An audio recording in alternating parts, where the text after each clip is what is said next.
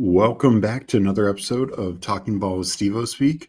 We're going to be ripping multiple drafts tonight, talking about the new contests on Underdog, camp news, trade news, everything out there. And we will get started in a few. I'm planning on doing at least a sprint. I have one more sprint in the promo that Underdog is doing. I need to do. Also, they released a couple contests today. We'll talk about those and get some other drafts going. And just, hopefully hang out for a couple hours talking ball and drafting. Hope everyone is doing well and enjoying the start of their weekend. I just need to download my exposures real quick and we will get going in 1 second. All right. And yeah, as you can see, I'm up on a ton of slow drafts. So let me look at chat real quick, and then we'll talk about the sprint promo, and then we'll get in one. The White Wabbit in here saying drafters. We won't be doing drafters tonight, but I do enjoy drafters. They are running a nice promo this weekend as well, and definitely looks like overlay on their main contest for those who play. Mike Robb, the Our Guys episode was amazing. Hopefully there's more of those through the summer next off season.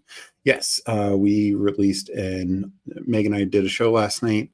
We did our sibling showdown, then we taped a show last night where we posted Our Guys and just talked for a few minutes at some, like our top 10 exposed guys at every position, and some guys we want to get more of, some guys that we just really want to close out our draft season with. We got Los Moon here saying, hey, hope it's going well, Los Mo. We got on your Huckleberry saying he's off the remote island. I'm back, baby. Nice. Well, hope you're enjoying drafting. Not sure if you're into the sprint streets. Can't remember if I've seen you in there before, but excuse me, if you get if you're not aware of the promo, every up to 10, but for 5 sprint drafts from yesterday through today, slow or fast, so they just need to start. So if you are doing them slow, I would enter them now because it can take a little while for them to fill. But for every 5, so for 5 or for 10, you get $20 back. So you spend 100, you get 20 back of Underdog dollars. So, and those funds, as well as the earlier in the week, there was a marathon promo. Those funds will both be released tomorrow at some point. So that'll be nice. And yeah, we'll talk about the new contest and then get into some drafts. I know preseason's kicking off as well. Though this is week 3, not a lot of the starters are expected to play. Last night's Steelers were one of the few exceptions. And yeah, as far as I know, I don't think any starters. I actually heard Cam Ward's going to play a series. Thought I heard mixed things on that. Mike saying, love to see them not the only one in slow draft hell. Yeah. No, I'm going to have to be making some picks during the stream since ideally you can go in a couple hours. So yeah, as you can see, I still have quite a few slow drafts to do. It's down to 4 hours. I'm hoping to get most of them down before the hour. So let's see. We got Ant in here. Any strategy advice drafting down the stretch? Only 12 more BBMs left for me. So, BBM is definitely a little bit more unique because it matters how much you weigh it, to be honest. Like in terms of closing line value, like if you feel like somebody, let's take it, for instance, Ja'Cory Krosky-Merritt, A, he's not 100% owned in the BBM. B, for a long time, people were getting them. Those who were taking them in the 18th round easily, and then even 16th, 17th round. I mean, now he's probably going in 10th round. I've seen 9th round, 8th round, even higher. Particularly now that the Brian Robinson trade is actually done.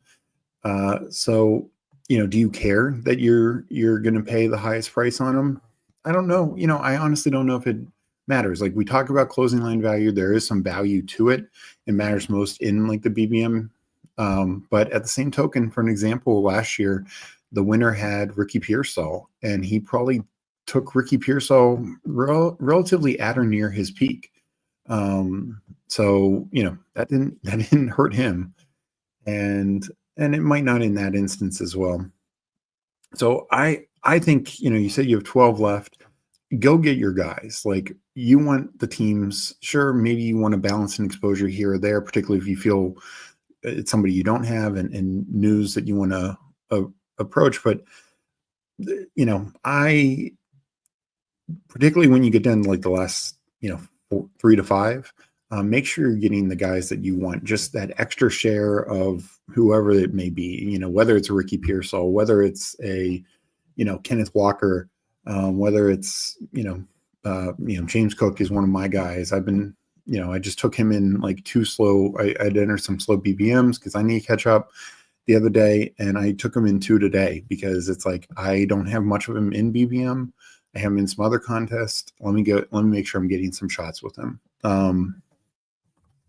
So the other thing is, I would definitely adjust your priors. Like, not only if you feel like a situation is worse, say the Jets situation, feel like Breece Hall isn't as strong, or and look, there are people on both sides of this aisle, like the Jaylen Warren versus Caleb Johnson. I mean, first couple of weeks it looked like Jaylen Warren's a smash because he's getting set. Then last night he plays, he doesn't really play well. Caleb Johnson's looked better and better each week. And just from a standpoint of what they can do, Caleb Johnson could have more touchdowns this year than Jaylen Warren's had his entire career. And that could be wrong. That's my take on it. But, so if you feel like certain things have changed your priors, don't be afraid to then address that. And I think the other thing to say is, knowing, particularly some of these players that we're talking about, know that their ADPs, whatever it says, is maybe not 100% correct. Like, guys like Broncos players, like Mims, Troy Franklin, Pat Bryant, like their ADPs right now are probably not 100% accurate. Like, maybe Troy Franklin still lasts the 18th round, but if you really want him, if you believe that's the winning lineup, the double stack for Knicks or bring back from Kansas City, whatever the case may be, there's nothing wrong taking him around earlier. You'd rather be, if you really have conviction that that's a guy that you want and you want to take advantage of some of this late breaking news, being around early is much better than being around late because you can't make up for it.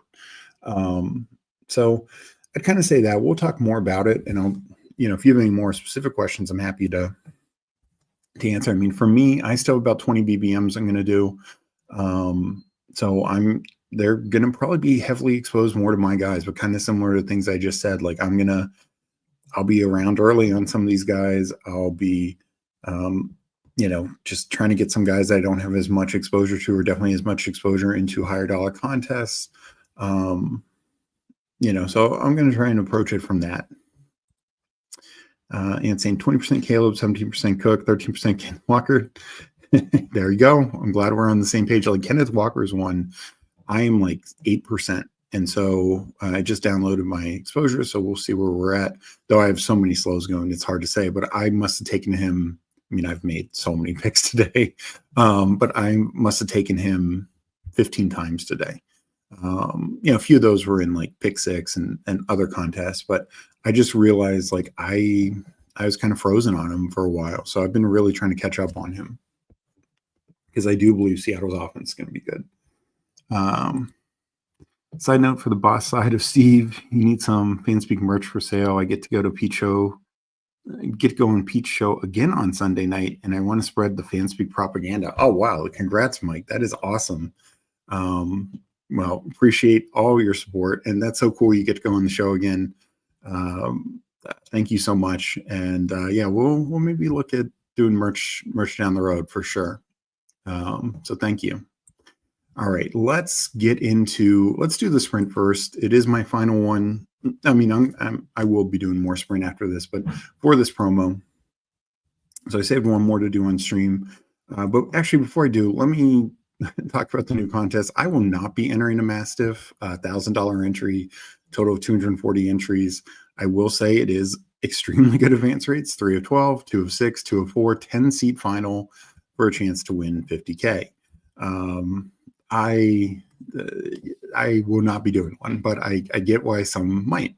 But Underdog did release 2 other contests today The Rottweiler, $25 entry, 4,500 total entries, 100K in prizes. It's a 4 max. It's different than last year's Rottweiler. I don't believe I played. I might have done one Rottweiler entry last year. I'd have to look it up. But I believe that was one of the ones where you didn't even get any money till finals. Maybe a semifinals, but I am almost positive it was finals. This, they changed it. And it's also, I feel like last year had a worse advance rate. This year's 212, 105, 105. That's definitely one of the better ones you'll find. 30-seat final, and it is top prize 25K. Anyone in the finals makes 100, so you'd make your max entry back, and you do get your money just for making playoffs. So, that is, I'm much more of a fan of contests where you make money than for players. And actually, I think what they did here is something I've talked about a little bit before. I would rather less of a bump in semifinal. Like if you want to put more money in the finals pool, take it from the semifinals pool than the just making playoffs, because getting through weeks 1 through 14, that's a grind. And, advancing is good. I like getting my money back. I mean, there's some contests where, of course, you make a little bit. Those are fine as well. But I like getting my money back because I always treat them, I say this a number of times, but it's like a ticket. It's like a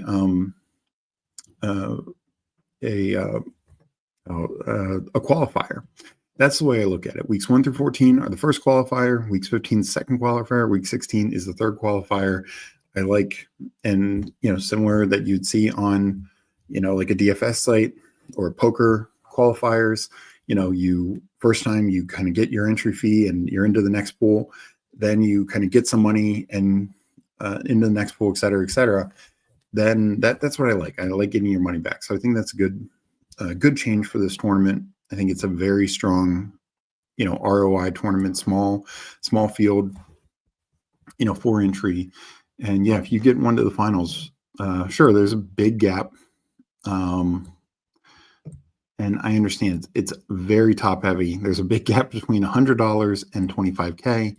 I think they wanted it to be 1,000 times the singular entry fee. Because yeah, you could make a case, they could have flattened it out a little bit, made it 20K up top, mix that up a little bit. And then the top 30 would get, I don't know, 250 or something like that, whatever it would work out to be. But overall, I still think it's a pretty good tournament. Yes, again, I've heard some people complain about these kind of tournaments where it's like first gets such a massive amount, it gets a quarter of the prize pool. I think typically you like to see first to get, 20%, 10%, somewhere in between there. 25%, I will say that's a little much, but the fact that it has such strong advance rates, I think it's a good tournament. And then the other thing they released is they released a pug yesterday that filled already. And then they followed it up with the Pugbutt Superflex. They did one of these last year, Pugbutt Superflex, 3 entry max. This is similar to the Pug 2, the 9,300 entries. The first Pug was over 18,000 entries. So, this should fill probably by the end of the weekend. 212, 105, 105, 62-person seed final. Again, really good advance rates. Like to do one of these later as well. And then 62-person final, $200. So well more than your max. Your max was, of course, $36. So that's what I mean. Like they only put 20% of the prize pool into first place for this one. So that's a little bit of a difference, 25 to 20%. And, you get paid off a little bit more just by making finals. So definitely love to hear people's thoughts on those tournaments. We're ideally going to try and do all of them. But first, let us start with the sprint. It will, I'm sure, take a bit to fill. So I'll count it down, but I don't really expect this to be an issue. We can go over the sprint as we wait. So I will enter in 5 seconds. Entering in 5, 4, 3, 2, 1, enter. And waiting on 7. So I'll put it out on Twitter just in case that helps. Sometimes it does, sometimes it doesn't. So let me +7 for a sprint.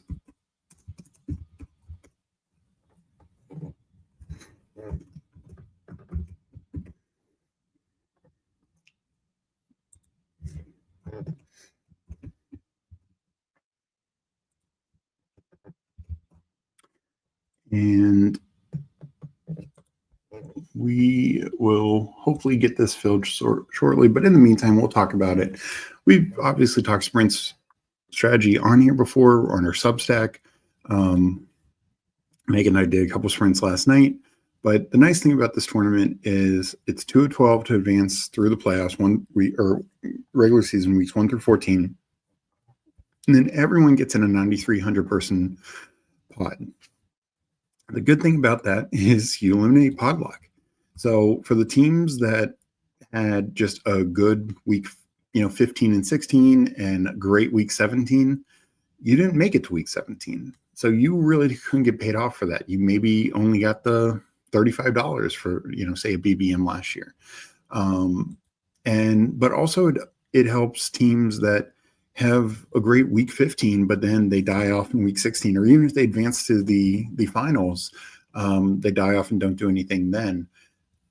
Like I was chatting with somebody on Twitter about this, and I was in a BBM pod that, and of course BBM is the hardest, the 1 of 13, 1 of 16, but others, the 1 of 10s, even the 1 of 5s, the 2 of 6s, or 2 of 12s, I'm sorry. Those, it still, you rely on some pod luck. There's no doubt about it. But I was in a BBM pod last year, and I can't remember what I ended up with, like 160 points, 150 some points. I think that would have advanced in some, definitely not in this one. The guy in first had 199 points. And that's great. I'm sure he loved advancing to the next round in the semis, of course, where you got $70. But I don't think he probably didn't advance beyond that. And then he doesn't get any credit for that 199 in week 15. But, his team, because he had like Lamar and, he had a good team. But I just don't think it probably hit in week 16. Definitely wouldn't have hit in week 17.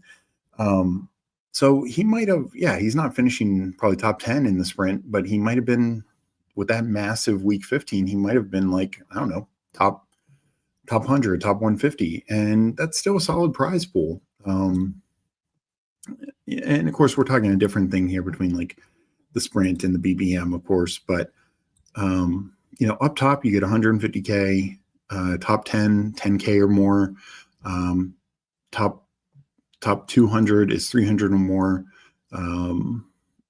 Top 100 is 500 or more. So it's very top heavy, as we expect a lot of these prizes. But I just think it rewards good drafting, and I think it also rewards teams that are built, built to have just a strong playoff run, because like I said, like if you get eliminated week 15, you might have had that nuts, that Burrow, Higgins, Mims bring back, and just didn't matter because you weren't in week 17. So I'm a fan. I hope Underdog keeps, doesn't get discouraged, because right now it isn't filling. There could be overlay. We'll see if there actually is. But I think we should have more contests that are, to me, this is generally a better ROI contest, and that, contests that reward good drafting. And sure, you want to be fairly healthy, but I don't know. I know not everyone agrees, but I like the things like the marathon and sprint. We got Hartman in here, GM. How's it going, Hartman? We're jumping in a sprint to try and finish up our promo. Got one more for myself. We're waiting on 6. While we wait, I might do, maybe I'll do one of those pick 6s. Probably have enough time to do that. So actually, let me get into that real quick. Let me bring up the waiting clock so I know when to jump over. So yeah, I'm going to jump in one of these pick 6s. And the latest flock just dropped as well. So Underdog's been pumping out a lot this week. So I'm going to do a pick six. I will enter at 751, just in the chance that we can get somebody else in here. And I will say the sprint is down to 4 people, so that is nice. Hopefully we'll be able to fill it soon. So 751, I will be entering this. These take like 10 minutes, so they're real nice. I have some slows going. And the other thing with these slows is I've completed 1 or 2 of my slows I entered the first day. That's how quick these, even if you want to do slows, get done. So waiting to 3 on the sprint. Oh, there we go. 751. We are entering this still. And of course, now I'm waiting on 5 people on this. This is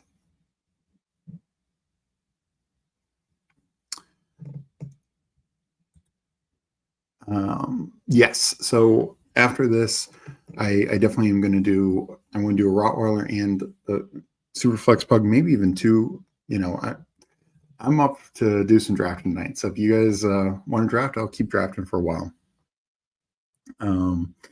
So I will be doing a Rottweiler, and that'll probably be the next one after the sprint.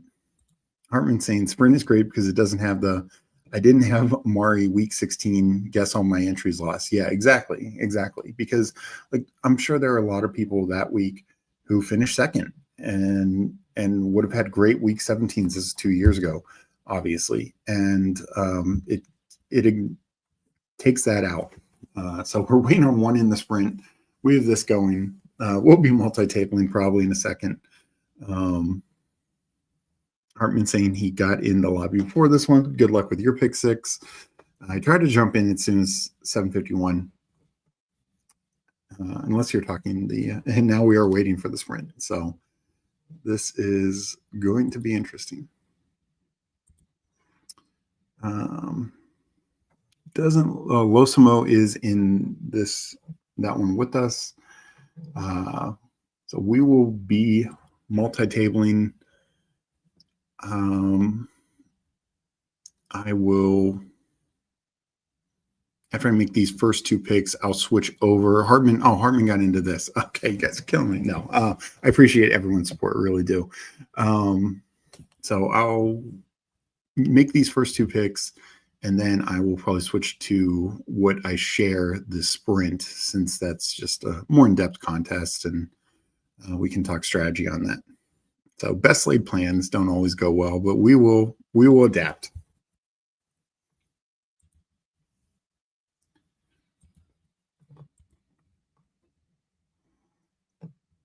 And yeah, no, like I said, I am a fan of the sprint because it's just those weird outcomes where, you know, like, and it could have been the same line. And sometimes it's week 17. Like you could have had a great team weeks 15 and 16. And then you're like, shit, I don't have Burrow Higgins, because that wasn't the winning combo week, week 15, 16. And so it's like, you could still have a good finish on this, even if you don't have one of the like elite outcome weeks. So with this pick 6, I'm pretty much we'll go Saquon Lamb, though. That is fun. I'm pretty much always going 2-4-4. So let me.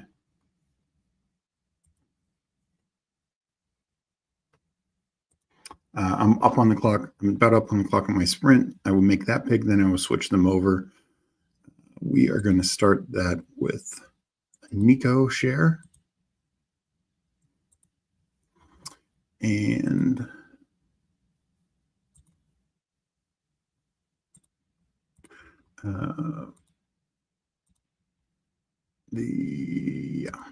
this is the one we want.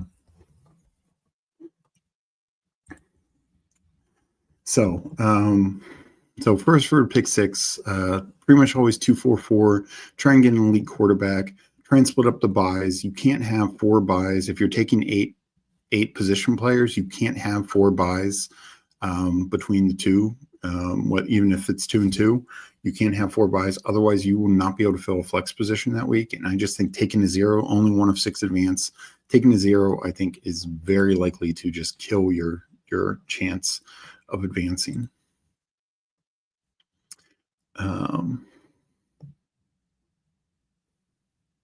So GM, good to see you, Tom. Sorry, chat. I am multi-tabling right now. With this sprint, let's go. So I do have my sprint exposures in here. I will go Bucky. So I have a Nico Bucky start. Lad obviously would have been a singular week 17 bring back, and I think is a good pick. JT, I'm a big fan of. I know I'm on the clock in the other one. So we are going to keep pivoting, and we're going to take Drake London and Jaden Daniels in the pick 6. So bear with me as I multi-table, but this just shows chaos. But Tom and his channel, obviously Emo Cowboy, part of that as well. The Fantasy Sanctuary, they just hit a milestone, 4,000 subs. They had like 500,000 views. Like they're just crushing it over there. I'm sure you are supporting them, but please make sure you're supporting them on Twitter, on YouTube. They just produce great content, draft stuff, dynasty stuff, of course, best ball. And so, yeah, they are just absolutely crushing it. And, thank you, Tom. Thank you so much. Appreciate it. You guys are awesome. We love collabing with you. We love just jumping in chat with you, talking with you guys. So we really appreciate it. Thank you. Of course. So we got a comment in here. Jeff Cooley, total rookie here. What is the difference in Superflex draft? So we will talk about Superflex later when we get into a Superflex draft. Superflex on Underdog, the big primary difference is it becomes a 20-round draft, and they take away the one of the starting wide receiver positions, and they make it a Superflex position. A wide receiver still could start in that position, but you are much more likely to benefit from either another running back or a quarterback to start in that position. Your receivers become deeper, so you generally don't need as many of them, and you can feel pretty confident because you're most weeks starting 2 receivers. But we will definitely try and run one of those later and talk about it more in depth there. But thank you for the question. Thanks for showing up, saying hi. Yeah, multi-tabling is not fun, especially when it's 2 different styles of draft. Because I'm trying to keep my brain right. Let's see here.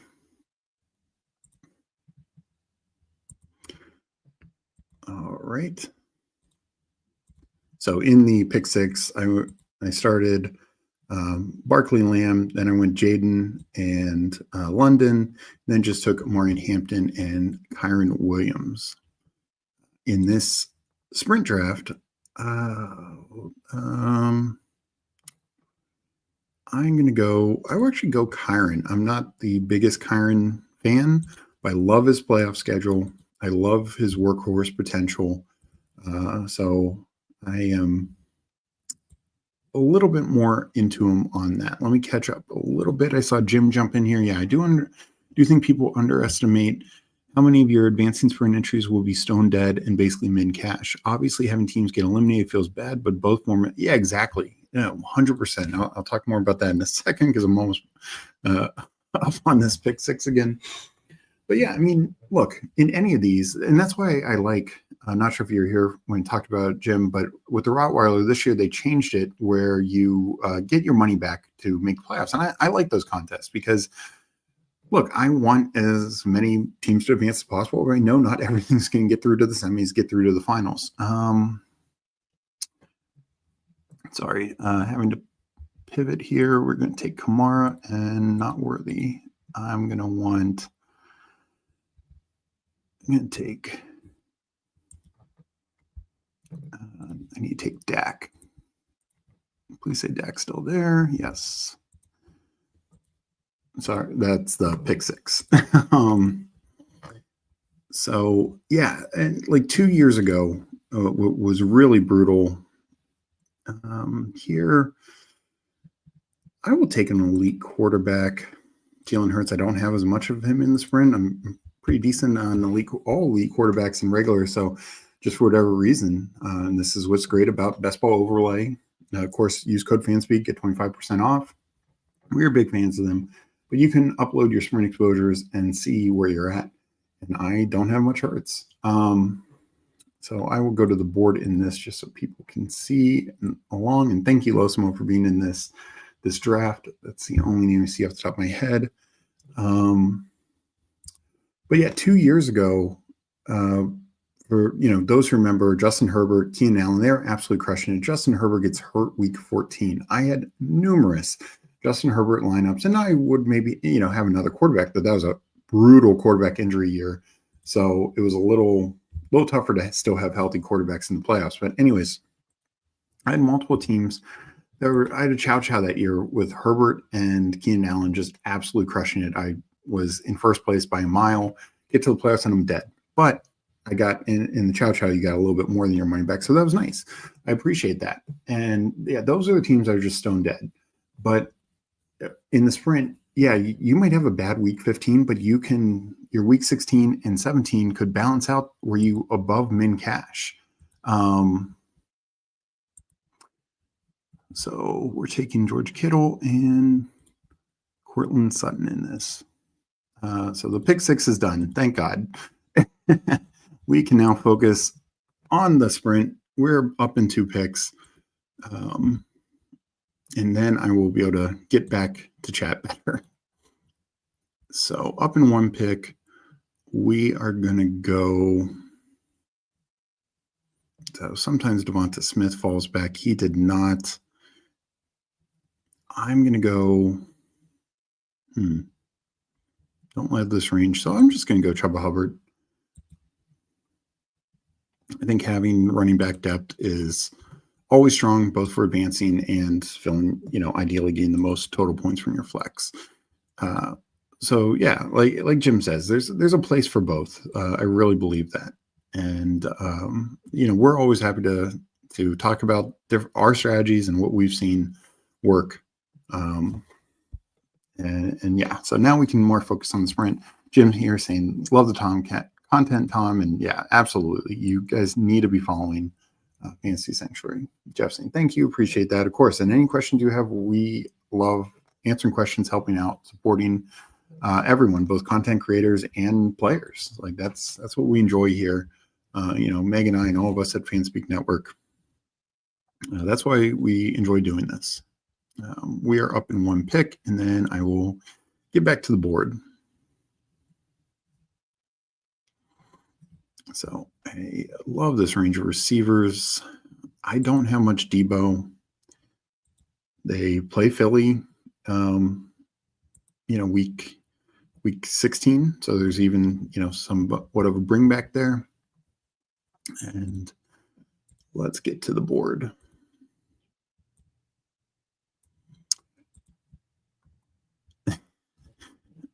Tom is amazing. IRS, not so much. Pretty sure with tariffs, you owe Tom $4 for that super chat.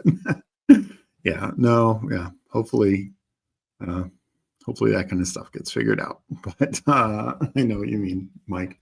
Thanks, multi-table college football and NFL. Yeah, I know it's crazy. There's going to be overlaying the college football contests. I'm not doing it anymore. I did some slows. I'm just not going to have time to do anymore.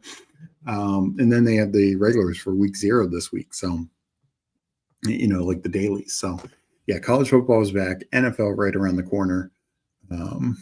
It's a fun time. Football's back. We all love it.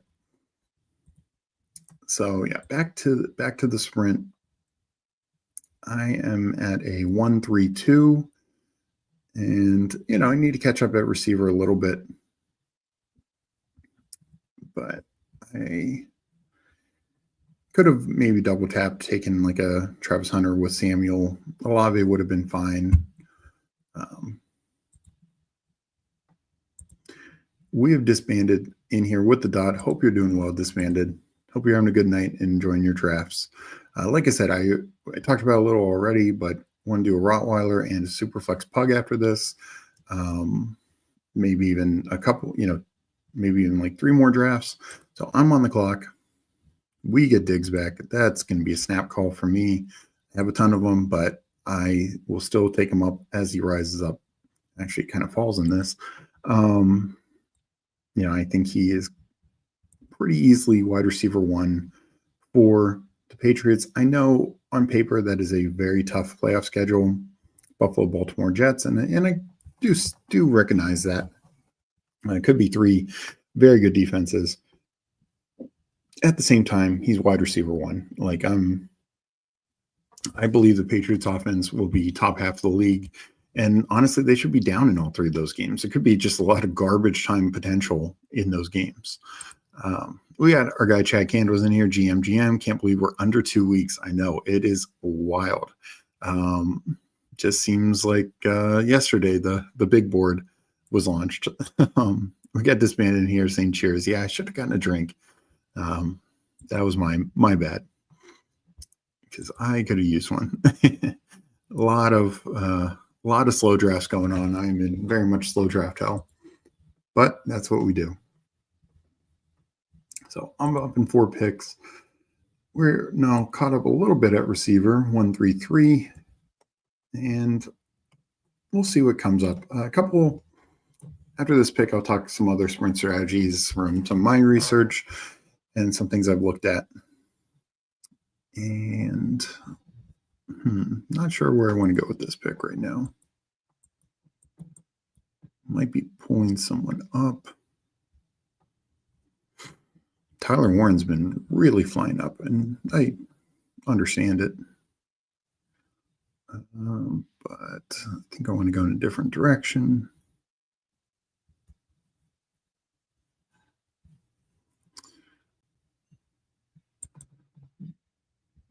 I'm going to go Khalil Shakir.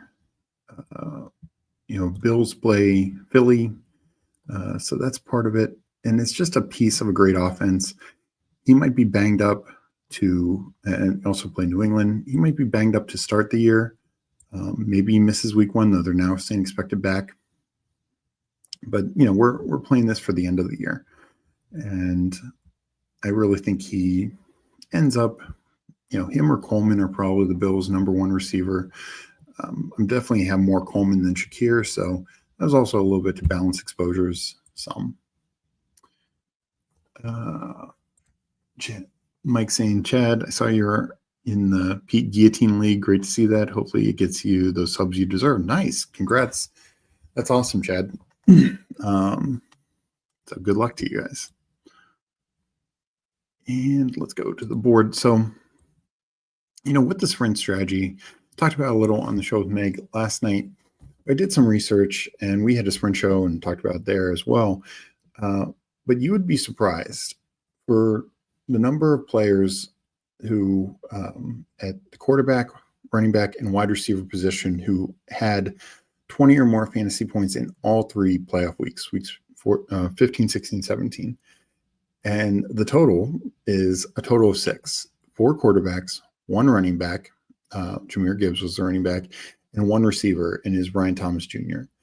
No tight end even came close to that. Only 1 tight end had 10 or more fantasy points in every game. And that was Sam Laporta. So, consistency is not easy. We should really be looking for guys that we can count on for 2 of the 3 games. If somebody hits your lineup 2 of these 3 weeks, that's a plus. And the other thing we need to keep in mind is, sometimes it's not the guys who did it all year. I think most people talk about how Saquon Barkley wasn't like the great playoff smash that he was in the regular season, but he still finishes RB7 if you just highlight weeks 15 through 17 in terms of total points. Jamar Chase, who was wide receiver 1, finished lower. I want to say he was 13 or 14. So, both had multiple usable weeks, but Barkley had 1 spike week. Chase didn't have a single 20-point week in that 3-week span. So he might have hit your lineup once or twice as you're going through playoffs, or in this format, still might have been like your wide receiver 3 or your flex play, but he wasn't going to be just this ultimate smash play. So, that's just sometimes the way that it goes. And that's why it's good that it's not all reliant on a single week or getting knocked out in a single pod. And we will be up. I would definitely not be taking Brian Robinson. Can promise you that. We'll talk about that trade in a second. Justin Fields is tempting.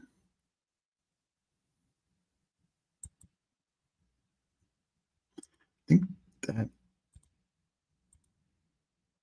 actually, I'm going to go Shaheed. Want a better starting receiver. I think Shaheed is undervalued. Also, Jets are a tough game, but we're talking about 2 dome games and at Tennessee, so weather not a factor. Tennessee secondary, hit or miss. Carolina secondary, I think, is real bad. So whether it's Tyler Shuck or Spencer Rattler or they trade for Jameis Winston, I mean, that'd be the best possible outcome. I think Shaheed could really have a good year. They're probably going to be behind in a lot of games, and I think they're going to be throwing the ball quite a bit. I don't think Vele is going to take away too many targets from Shaheed. So up in a couple of picks. So yeah, back to the consistency of players. Look for guys who you feel can spike a couple of weeks. That's all you can really expect. And honestly, even if it's 1 week, even if it's one massive week, Malik Neighbors had the one massive week. Josh Allen, 40 some points, 45 points week 15. And then he had more points week 15 than he did 16, 17 combined. All right. So it's just one of those things, like you need the right combos, you need the right balance. And that's why I generally prefer 3-5-7-3 or 3-6-7-2 or 3-5-8-2.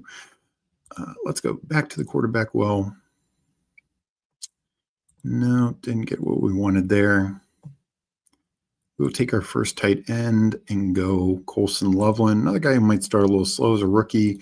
This is also the contest, Eliminator. We kind of, or in this, the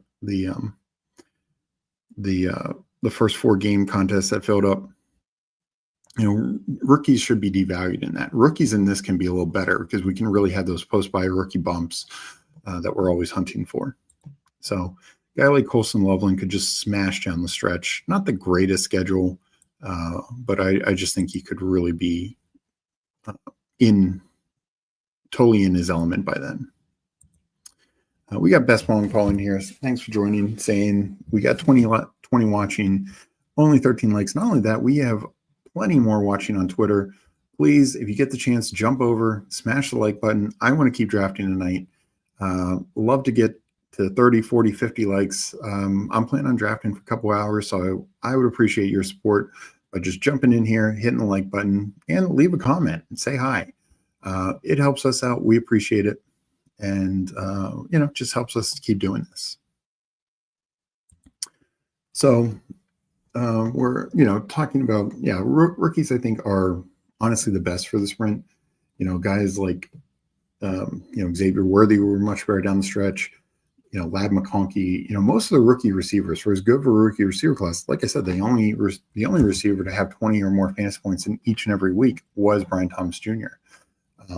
So just something to keep in mind, like this is the contest for rookies. Obviously, you need to have enough points in the regular season to advance and get into the finals, the 3-week finals. But I do think this is the contest for rookies. So coming up in 1. And we do not have a quarterback stack here. That makes sense, right? CJ Stroud there. Yeah, he did. For some reason, I thought I saw that he went. Okay, now I feel a little better. And okay, Goddard, which I know is banged up, but this will almost assuredly be a 3-5-7-3 build. I do think balance is very important, as I was saying before. If I lower one position, it's usually tight end. I will always do 3 quarterbacks in this, even with an elite quarterback. And yeah, if I lower position, it would be tight end, but probably not in this particular build. And there I'm putting it, another running back, another receiver, but really trying to go for balance. Like this is, to me, not the contest to go hyper fragile. This is not really the contest to have 10 receivers. I just don't think that ends up paying off for you both in advance rate and maximizing your score, because you're not trying to maximize it for one single week. So having, not that you do it with Jalen Hurts, but having like CJ Stroud and I have Nico, that kind of build where you have like 5 Texans to have the perfect week 17 and then 3 Chargers as a bringback, those aren't going to do as well, because even if that game goes nuclear week 17 and you get all the perfect combos from that, those other spots could be dead in weeks 15 and 16. So we will take Goddard here and get our our second tight end. So we got 2 tight ends. We are at 2, 3, 5, 2.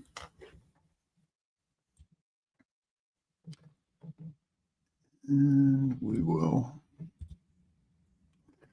get back to it. So I don't have the games on. I can't even remember who the first games were. I didn't expect anything, but if anything happens in the preseason game, feel free to give a shout. So we will be doing a Rottweiler and a Superflex pug. Ideally, maybe in drafting more than that tonight.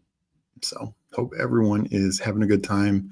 Are you guys drafting the Rottweiler? I know not everyone is a Superflex fan like I am, but if you are you enjoying the Superflex pug as well? I would imagine so, because exact same structure as yesterday's pug that filled in a day. So, I think the pug is definitely one of my favorite contests, 3 entry max. This one's, like I mentioned before, smaller. So I think the first pug had 40K up top. This is 20K. But 1 of 5 in the 2 playoff rounds, and you get $200 on a max of $36 in entry fees if you even make the finals. So pretty nice return there, with the upside of 20K. So we're going to go Romeo Dubs. Ray Davis is a fall. I don't know. This kind of contest, not as big of a fan for someone like that. But at least it would have made a little sense with some, correlation with Buffalo. But Romeo Dubs, I think, there's a little correlation in there with Chicago. But overall, I think he's steady. Like, there was that comment, could he get cut? The Packers were asked, and they were like, LaFleur was like, there's no chance. And we shouldn't be shocked. He's clearly a starter. I'm not worried about the Christian Watson maybe returning week 6 or anything of that nature. I think Dubs is going to be out there. He's more of a floor play, of course, than a ceiling play, but I think he's a good value where we're getting him. So speaking of, we did have we had a couple trades the other day. Definitely changed some things up for the Broncos, but the trade today had been rumored. Brian Robinson traded, and unlike what many people were saying that basically any landing spot was a good landing spot for Brian Robinson Jr., I think the 49ers are a bad landing spot. Yes, he's got some nice contingent value with CMC, who's an older veteran running back who has his share of injuries. But he's also even contending with Guerrero, who I think they're pretty high on. I mean, he's a little banged up himself, but he's back at practice. Okay, now I might need to take Ray Davis with the fall.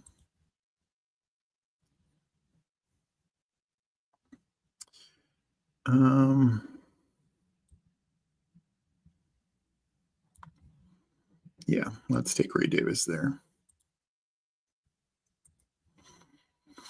So I kind of feel like, one, generally we haven't really seen a second back when Christian McCaffrey's been healthy, a second back like truly function. Sure, there were some blowout games 2 years ago where a back would still produce, but I don't think we can count on that. And the way I'm looking at it is Guerrero and B-Rob are just contingent value, and probably they kind of share the role. They could have some usable weeks of CMC misses time, but I don't have a high exposure to either, and I'm pretty okay with that, unless B-Rob sees a massive fall, like he's going in like he should be in. He should go 161 like Ray Davis just went. In my opinion, I just Grant, that's where Grendo is. I think they should both be like 160 to 180, and I'd be taking my shots on them there. But earlier than that, I don't think it makes a lot of sense. As for the Washington side of things, I think the biggest beneficiary is Austin Eckler. While I don't think he's got a massive ceiling, I don't think he's going to be the Eckler we saw 3 years ago, but I do think he can be very good. I mean, he had in 12 games, and roughly is probably closer to 11 because he left 2 games early. Austin Eckler had over 700 combined yards, like 35 catches, 4 touchdowns. That's decent production. That's production. We're roughly in the same ballpark. A little less than Tyron Tracy. He scored more fantasy points than Jalen Warren, and those guys go considerably higher. Sure, they might be the presumptive starters on their team right now, but both have rookies nipping at their heels, and much higher drafted rookies than 7th round Ja'Cory Crosskey-Merritt. I do think Ja'Cory Crosskey-Merritt should go way up, and I think Chris Rodriguez is draftable, but I kind of think those two are going to share most of the early down work, especially early in the season. Even the coach, Dan Quinn, said Rodriguez will kind of be the first goal line guy. That might not hold for the entire year, but I think right now that's kind of the plan. I'm going to take Daniel Jones. I just think I love his playoff schedule a little bit more. I know it's a reach. Probably would have gotten back to me, but I just want to get it finalized. And like I said, I like having 3 quarterbacks. He's got some rushing upside of himself. I don't have a ton of massive correlation with it, but I just love his playoff schedule. He's in a dome the last 2 weeks, and then at Seattle week 15. And questionable defenses, particularly Jacksonville. San Francisco, I don't think is going to be as good as people expect defensively. And Seattle, I think their defense can be a little hit or miss. So coming up in 4 picks, I think JCM, I think he's fine to take. And if you want to take him around 100-ish, where like some of these other backs like Jalen Warren, like, Tracy, like ETN, those types of guys, absolutely. I think he's worth taking a shot on because, Washington probably is the best offense of any of the teams I just mentioned. I'm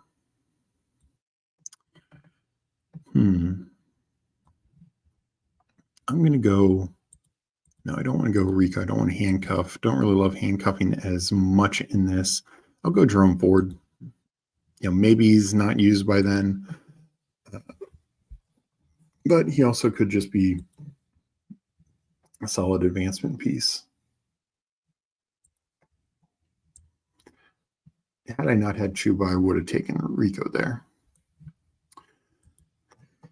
And as for Chris Rodriguez, I think taking a 17th, 18th round shot on him is fine as well. I'm going to have a little of both.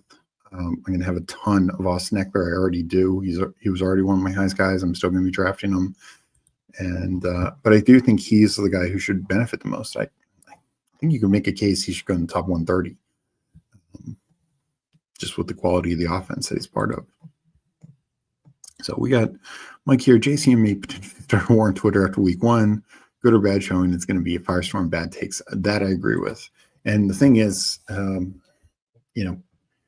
JCM is not a guy I would, in terms of DFS or dailies, probably want a big share of, because one, I think he's going to be massively overowned. I think people are going to pull him up in like underdog battle royales.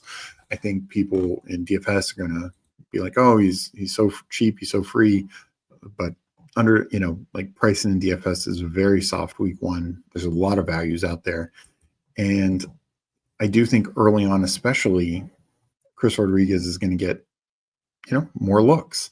I think JCM has to earn it. I get the impression that the Commanders are very high on him, believe in his upside, believe in his potential, but they're not just like handing it to him. So it could work in particularly, honestly, like a sprint where it's like late in the year, he is the guy. Here we are going to go. We'll just get the stack. Alec Pierce. Not the only reason I took Daniel Jones, but he's easy to backstack. And Pierce has that spike week potential where if he in one of these 3 games he gets that like 20+ point game, that could just be massive for your lineup. And generally, this is how my wide receiver room is built, with spike week guys like Shaheed and Pierce, with like floor guys like Shakir and Dubs, and then like the 3 core Nico, Debo, Diggs to hold down the fort. So we got guy Justin Schuster in here. Good evening, Steve. Hope you're doing well, Justin. How are you enjoying the drafts tonight? But yeah, so right now, unless things change, I think the Giants' run defense can be really good. I don't think it's worth taking JCM in week 1, I think he's probably going to be a fade for me. I don't want to say that with 100% certainty. I mean, we might get a report like he's expected to get 25 carries, and then it's like, okay, yeah, you gotta play him at that point. We will go the balanced approach in this one. I think adding Pat Frymuth here, Theo Johnson's also, I think, a fine pick. Actually, no, I'll go Theo because there's just a little correlation there, and just 3 different buys. I think that's strong. And I don't like the fact that Goddard's a little banged up to start. So to have 2 of the same buys week 5, you run the risk of, even though you took 3 tight ends, to have 0 tight ends week 5. So that would be a concern, I'd say. We got that in here. 0 RB is dead. Yeah. I think especially on Underdog, it's not doing well. And I think we're likely to see that as well, because it's not just running backs score more points than receivers. But this is not 4 years ago, where running backs filled up the first 2 rounds. Yes, and the sprint is obviously slightly different, but as you can see with McCaffrey going so high, but the first round was 5 versus 7. The second round was 6. So 6 and 6. So in the first 2 rounds, and yes, there were 2 tight ends that played into it. But 11 running backs in the first 2 rounds. I mean, used to be a couple years ago, used to be like 8 running backs in the first round, another 6 or 7 in the second round. So it used to be more like 14, 15 in the first 2 rounds. So the fact that we spread it out more, and I do think teams are changing a little bit of how they operate. So we are done with this first draft. I went 3-5-7-3. Kind of a standard build, especially for sprint. Jalen Hurts, CJ Stroud, Daniel Jones, Bucky Irving, Kyron Williams, Chuba Hubbard, Ray Davis, Jerome Ford, Nico Collins, Deebo Samuel, Steph Diggs, Khalil Shakir, Rashid Shaheed, Romeo Dubs, Alec Pierce, Colson Loveland, Dallas Goedert, Theo Johnson. Definitely not my favorite build, but I think quarterback-wise, everyone stacked up a little bit. I think Hurts is obviously the guy I need to run hot, run pure. But then I have some insurance and upside with the guy like Daniel Jones, who's a little rushing himself. Bucky Irving, Kyron, Chuba. So like 3 clear starters to, dominate the running back position, win the flex. 2 contingent but interesting backups as well. Nico, and I mentioned the receiver, really counting on the first 3 guys, particularly late in the year. Nico, Debo, Diggs, and then on balance, like 2 safe, 2 high upside plays. Tight end wise, Loveland, Goddard, Theo Johnson. I like that tight end room. I like Tyler Warren a lot, but I think Colson Loveland could end up having just a smash here. I know he's got Cole Kmet there, but not too worried. we'll look at Losimo's team real quick, and then we'll get into the next draft. Next draft, I think we'll do a Rottweiler if everyone's okay on board with that. 3672, Justin Fields, Jared Goff, Justin Herbert, Derrick Henry, James Cook, Jordan Madison, J.K. Dobbins, Rashard White, Jalen Wright. So pretty strong room. Took the fall on Jalen Wright. If he comes back healthy, that could pay off late in the year. Amon-Ra, Garrett Wilson, DJ Moore, Zay Flowers, like 4 core starting receivers, then some upside swings in Harrison Knoll, who also correlate themselves week 17, and then Wandale, kind of like that safe play as well. Hawk and Hunter Henry, so 2 good, strong tight ends. And that's a nice team. I hope Losimo and I are the ones that advance from this. So let's get into the next contest. We'll look at the Rottweiler. Talked about it a little bit already. We'll talk about it again before we jump in. And how many pick sixes have you done? I just did one as I multi-tabled as I wait for the sprint. So let me look at where I'm at, because I have some slows going. So I've done, let's see, it was a 50 max. I've done either completed or have go slowing. I've done 32. I'll probably get 1 or 2 more. Probably not going to max it, but I did like it. Did like the contest quite a bit. Zero B was fun. Yeah. So we're going to get into a Rottweiler. But just to go over this again, I haven't done any yet. I might try and get 2 done tonight on stream. You can do 20 seconds or 4 hours, $25 entry, 4,500 entries, 100K total prize pool. It is 25K up top, and it's a 30-person final. So if you do enter, you max your money, or if you do all 4, you get your money back. And the what is nice, the 2 of 12, the 1 of 5, 1 of 5, 30-seed final. So, of course, you're not getting anywhere near the same sort of top prize as a BBM for the same price point, but your chance to win 25K, 15K, 10K is just way better in this. Even your chance to win $1,000 is just way better in this contest than a BBM. So, I do, if it comes down to another BBM for people or this, I would say this is the safer option. It's a much better ROI contest. I mean, sure, if you want the shot at a couple million, you got to go BBM. But if you're looking to profit, to have a nice payday, this is the contest that really helps with that.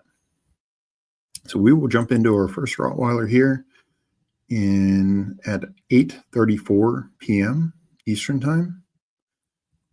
8:34 p.m. We are jumping in. And let me know what you guys think on the Rottweiler. I definitely like the changes this year. I can't remember last year. It was not paid out till semis or not paid out till finals, but I do remember it was a little different, and I wasn't as big of a fan. So 8:34, we will be entering. And of course, we have to wait this out, but I do find it better than a countdown for something that's filling quick. 8:34, we are entering now.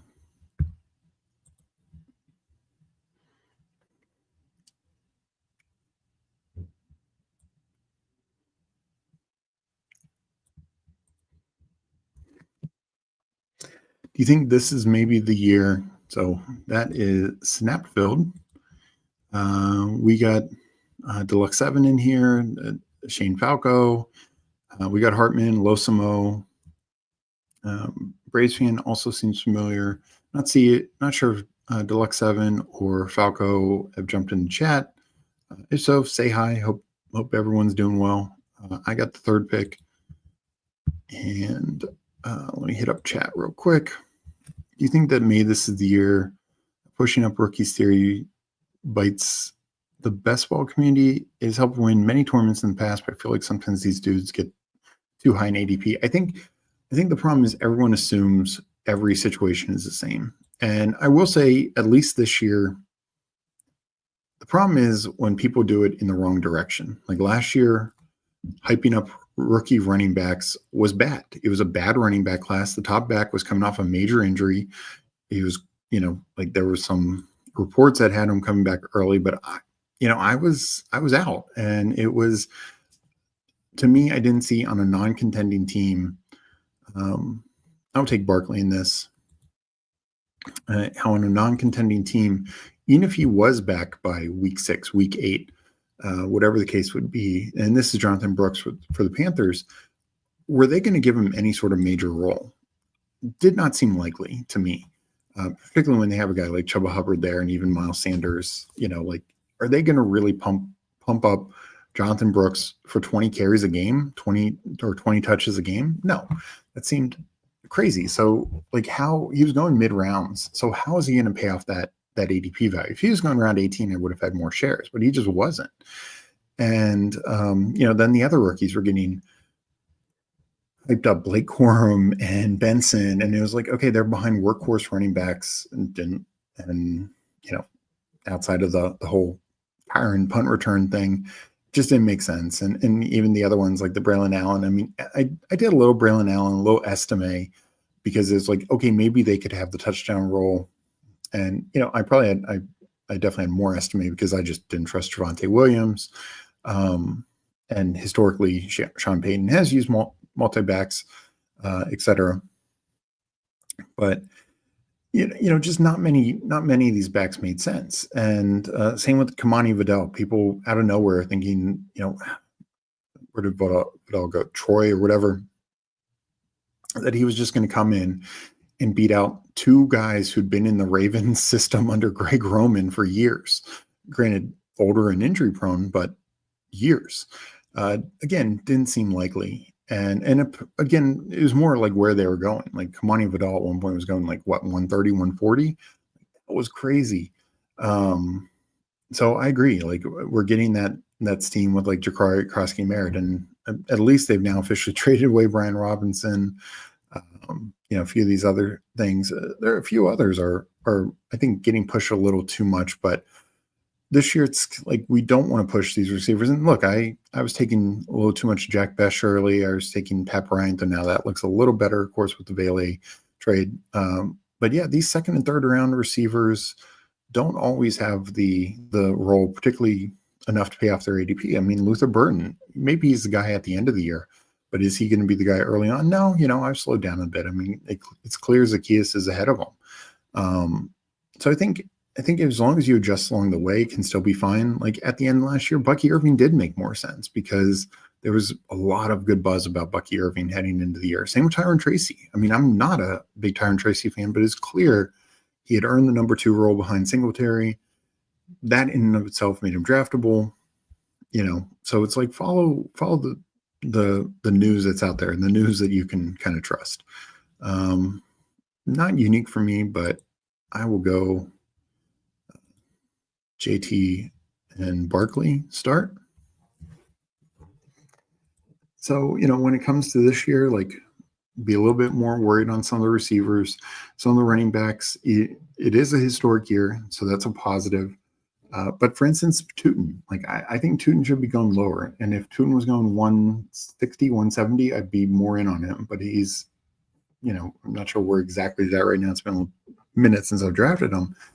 But he's pretty clearly behind some combo of Bixby and ETN. I mean, they even make near as positive statements about LaQuint Allen as they do Tootin right now.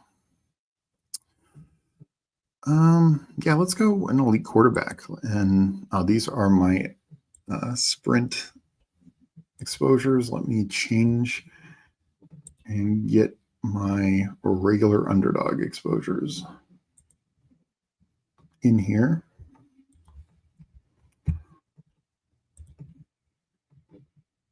So, and look, if you have conviction and you think Bashal Tootin is your guy, go for it. But I do think you need to understand there is a little bit more risk, as everyone knows. I've been a Scattaboo, Caleb Johnson guy. And for the last couple of weeks, the news hasn't been as great. So I started slowing down on them. Meg is very upset with me that my Scatterboo shares are under 30%. But I will say he is back now. He came back a little earlier than expected. Caleb Johnson's looked better and better each week in the preseason. So I'm feeling a little better about both of those positions now. I'm definitely buying the dip. And I'm, kind of back in. Not that I was totally out before, but I was like needing to see them fall. So I'd just say, like, keep following the news. And yeah, but yeah, you don't want to truly get over your skis on too many things. Same with like quarterback. Like, this is not a good quarterback here. I'm taking Cam Ward. I'm not really taking Jackson Dart. I have a few shares. I took a few Tyler Shuck shares early, but when it became clear it's more of the quarterback competition, I've probably not taken any Tyler Shuck, maybe on like DraftKings 20 rounds in a while. So, I do think it's important to follow like where the talent lies. Same with tight end. Like tight end this year, Warren, Loveland, feel good about Mason Taylor. There's been some positive Fannin news. I take him a little bit. Arroyo for a while there, I was taking him pretty significantly. I've backed off on him just the way it looks like Seattle, I think, is going to utilize like probably 3 tight ends. AJ Barner's in the mix. I forget who the third is off the top of my head, maybe Eric Saubert. And then they're going to use that fullback, Robbie Utes, quite a bit. So I think that takes away a little bit from Arroyo. And, Terrence Ferguson, who initially, because of all the early buzz, I was taking him some. I've not taken in over a month, I'm sure. So coming up in 5 picks. Sorry, I will catch up in chat. I know I've been rambling a little bit. I'm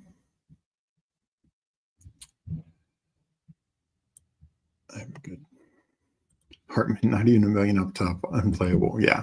No, I mean, I get some people, particularly at the same price point, are only going to gravitate towards the top end prize. But you do have to realize the risk that's involved with BBM. I think more and more people are making that clear. And, it's a lotto. Like it's very much just with those big week 15 and 16 pods. I'm personally a fan that they brought back the payouts for the top 10,000 teams. I think that's one way to help balance it out a little bit. I know most of that they took from it being $35 to make the playoffs to back down to $25. So, that balances out some, but I think those teams who were great in the regular season and just get terrible pod luck or just have a bad run week 15, it's nice that they get a little bit of benefit as well. I'm going to do it.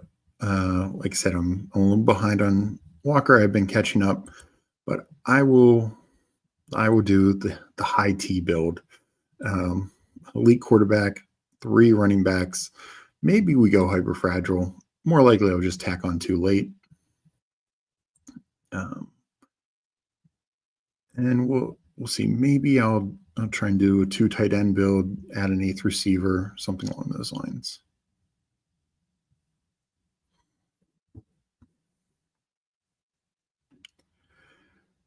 I'm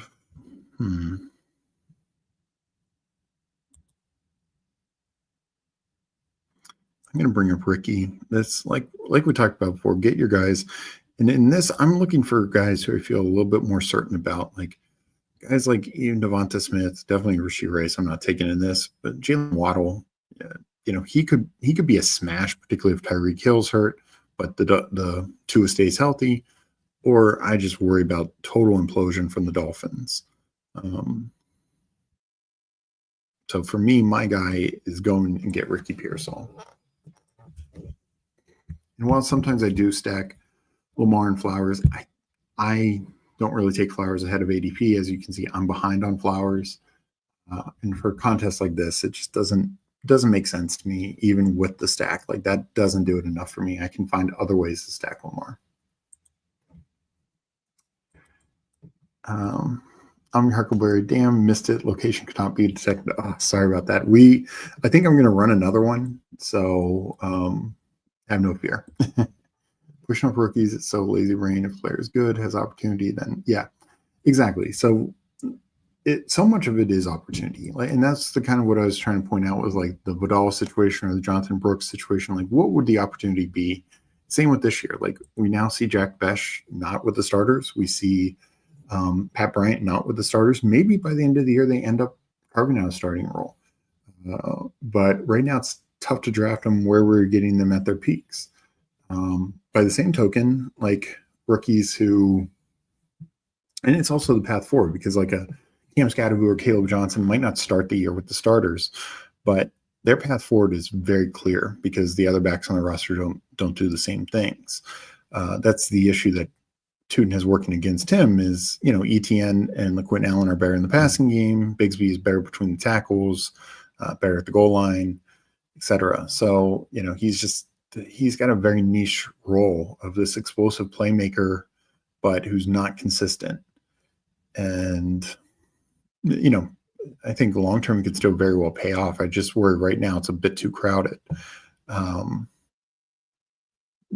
So opportunity is king, especially when we're talking about running backs. Opportunity is so important. That's why, look at the running backs who hit last year, like later round running backs, guys like Chase Brown, guys like Chuba Hubbard, guys like Rico Dowdle, guys like J.K. Dobbins. Like, they didn't have much to contend with. The opportunity was clear for them. Now, in like Dobbins' case, he had to stay healthy. In Dowdle's case, he had to beat out Zeke, but he had to beat out Zeke. That's not a lot.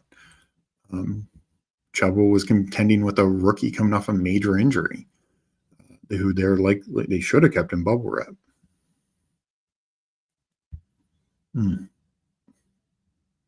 So obviously, no need for the Burrow fall in this build. We need receiver. We are going to go Jacoby Myers. I'm still catching up on Myers. I don't mind being ahead of the field on Myers, but he is very secure receiver. Doesn't have the highest upside, but in this kind of contest, I don't think you need that. I think he can be a very consistent guy.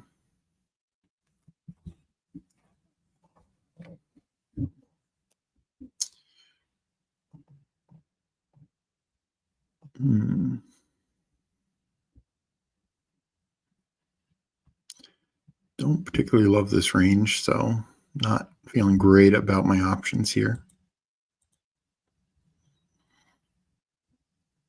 I think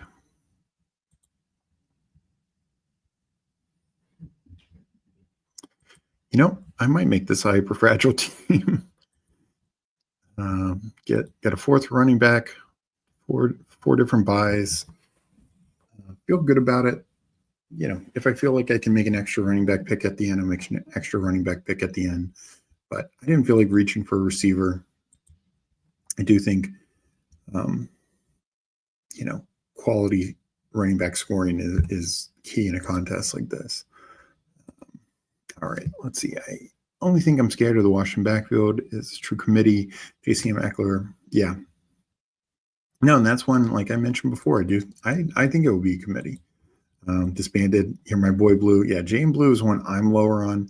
He might pan out. I do think he's got at least the opportunity there because there is not much in front of him. But I just have a tough time just because I didn't think he was a good runner in college. Like, when there's a wide open hole, he crushed it. He's good in the passing game, which actually is a little better than Tootin, but he also has the fumbling issues. He goes down on first contact so easily. So I just have a tougher time believing he's going to have a massive role in the NFL. But he could be a satellite back. So I probably should start drafting a bit more of him. Obviously not in this this tournament with this running back room, because he's got at least the speed to have that big spike week here or there. How does your week one main slate watching experience look like? So usually I will have on Red Zone, the Washington game, I'll kind of watch that on its own. Of course, the night games. But then I kind of pivot to red zone, maybe go back and forth to a particular game if I really like it, or if I'm have a lot on it in DFS or betting. But generally during the Washington game, I'm primarily watching that. Sometimes during timeouts and such, I pivot over to red zone. And sometimes I'll put up like red zone on my laptop and watch that as I'm watching the Washington game. But I try not to get too distracted when I'm watching Washington, especially now that they're good. A couple years ago, a little different story. This year, I think they'll contend. I do like Tyler Warren, but Mark Andrews with the stack is obviously a nice option.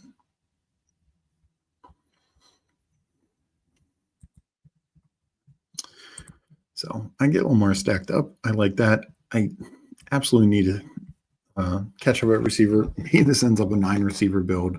Don't do that too often, but this could be the time. We got our guy Emo in here. Howdy. Hope you're doing well, Emo. Tom was in here earlier and shouted him out and shouted you guys out for what the Fantasy Sanctuary is doing. So awesome to hit 4K subs, 500,000 views, just absolutely crushing it over there. If you are not already following them, Tom and Emo Cowboy on Twitter, Fantasy Sanctuary on Twitter, and of course follow them on YouTube. Like and subscribe to their videos. You get a lot of great content, and yeah, they absolutely crush it over there.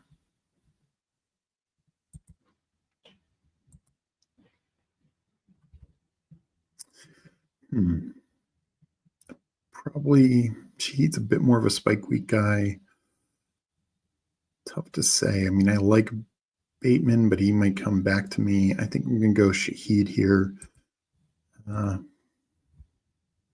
Actually, you know what? Just in case I'm done at quarterback, I'm going to take Purdy here.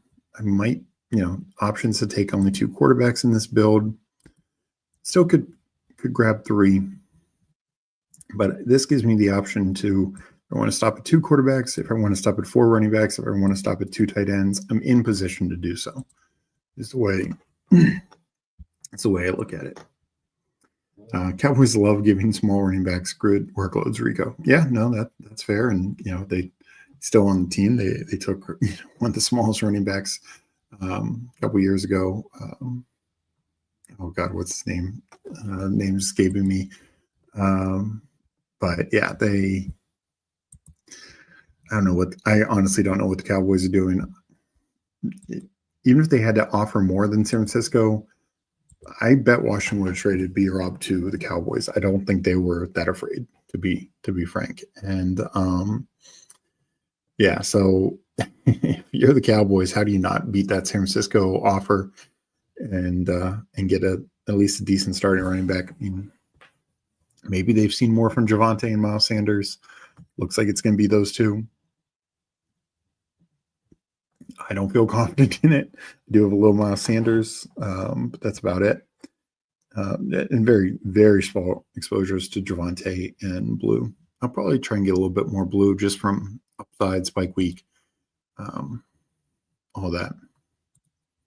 Yeah, definitely shout out Emo. Emo, he's one of the ones in the industry. He's always supporting others.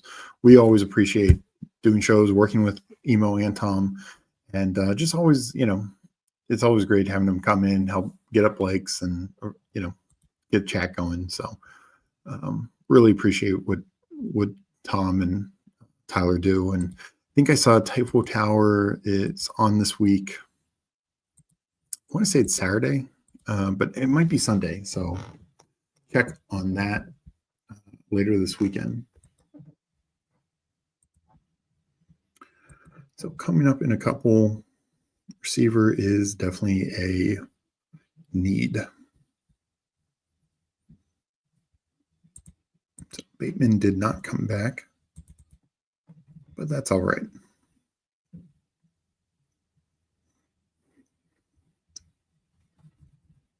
We already got Mark Andrews stacked up. Always can add on Hopkins later. We'll go Christian Kirk here. And then this is another, we talked about a little bit, like how do we adjust? How do we change these last couple of weeks? I mean, Kirk is somebody I had a ton of Kirk, not a ton, but a good share of Kirk in the big board. Backed off when the Texans go out and draft 2 receivers in the second and third round. But now I'm, getting more in on Kirk because all reports are he's the slot demon, but just the clear starter. Sure, maybe as the season wears on, Higgins, who I have a good chunk of, and Noel, who I don't have much of, eat into that. But I think we got to follow what the news is telling us. And right now, the news is telling us that Christian Kirk is, Stroud's guy. A, he's healthy, which is a big thing for him, and B, he's Stroud's guy. Yes, Deuce Vaughn. Thank you, Best Ball and Call. Appreciate that. JCM snipe led to the Scatterboo snipe. You hate to see it.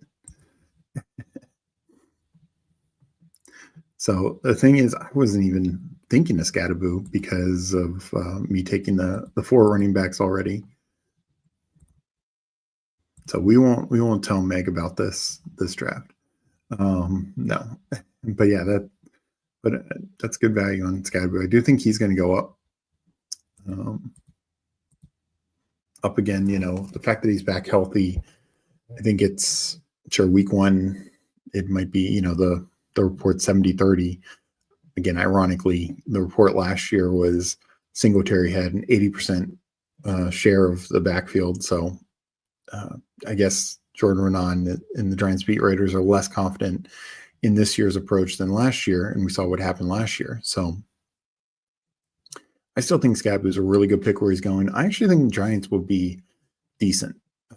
I think Russ increases their floor. I think Dart has plenty of potential. So when he gets in there, I think he can be fine. Obviously, second year of Neighbors, Slayton, Theo Johnson, even Wandale, like they got a solid core pass catchers. Andrew Thomas is healthy. That is huge for them. He's next to like a Trent Williams, he is one of the most important left tackles in the game. And, I think I don't expect them to make a playoff run, but I think they're going to be competitive in most games. And I wouldn't be surprised if they get 6-7 wins pretty easily. And honestly, I think Washington, this is one of the things they play Giants week 1, no McLaurin. And even if he signs by then, as we've seen with other guys who signed late in years past, they start off slow. So not ideal. Let's go to the board.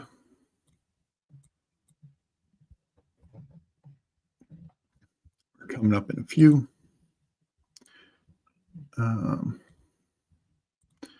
Pollard. But I'm not sure if that you just took. Wait, did you just take Pollard or no? Or you must have taken him earlier. Or no, the small back I was thinking of was definitely Deuce Vaughn just from a couple of years ago. But no, Pollard was a smaller back as well. But yeah, I mean, a guy like Blue is just. I just never saw him break tackles really in college. He could outrun guys, but just not a tackle breaker. Just got me some Scatterboo and drafters for your 4th running back. Yeah, he's got a good price on drafters. I mean, you can give him in the 130 sometimes, Superflex even later. So they have not brought him back up too much. So just as reminders, we're about to make this pick. Please, if you can, like this episode. If you're watching on Twitter, jump over here, say hi, like the episode. We want to keep drafting tonight. We're doing our second draft. This is the Rottweiler that they released today. Probably going to do 1 or 2 more drafts after this. There's the Pug Superflex out. And, of course, got to get more of these contests in as well. Giants fantasy season is attached to neighbor's toe. Yeah. Oh, I honestly think their season's attached to neighbor's toe. That team looks a lot different if neighbors is not healthy. So hopefully he's healthy.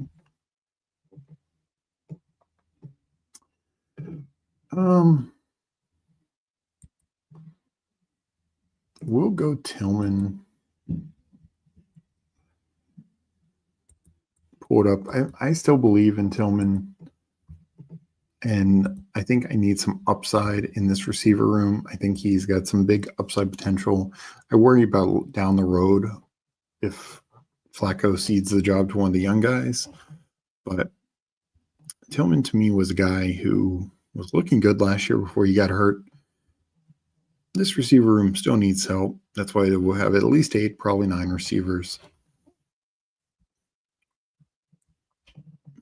But at least I feel like I have some decent starters out there.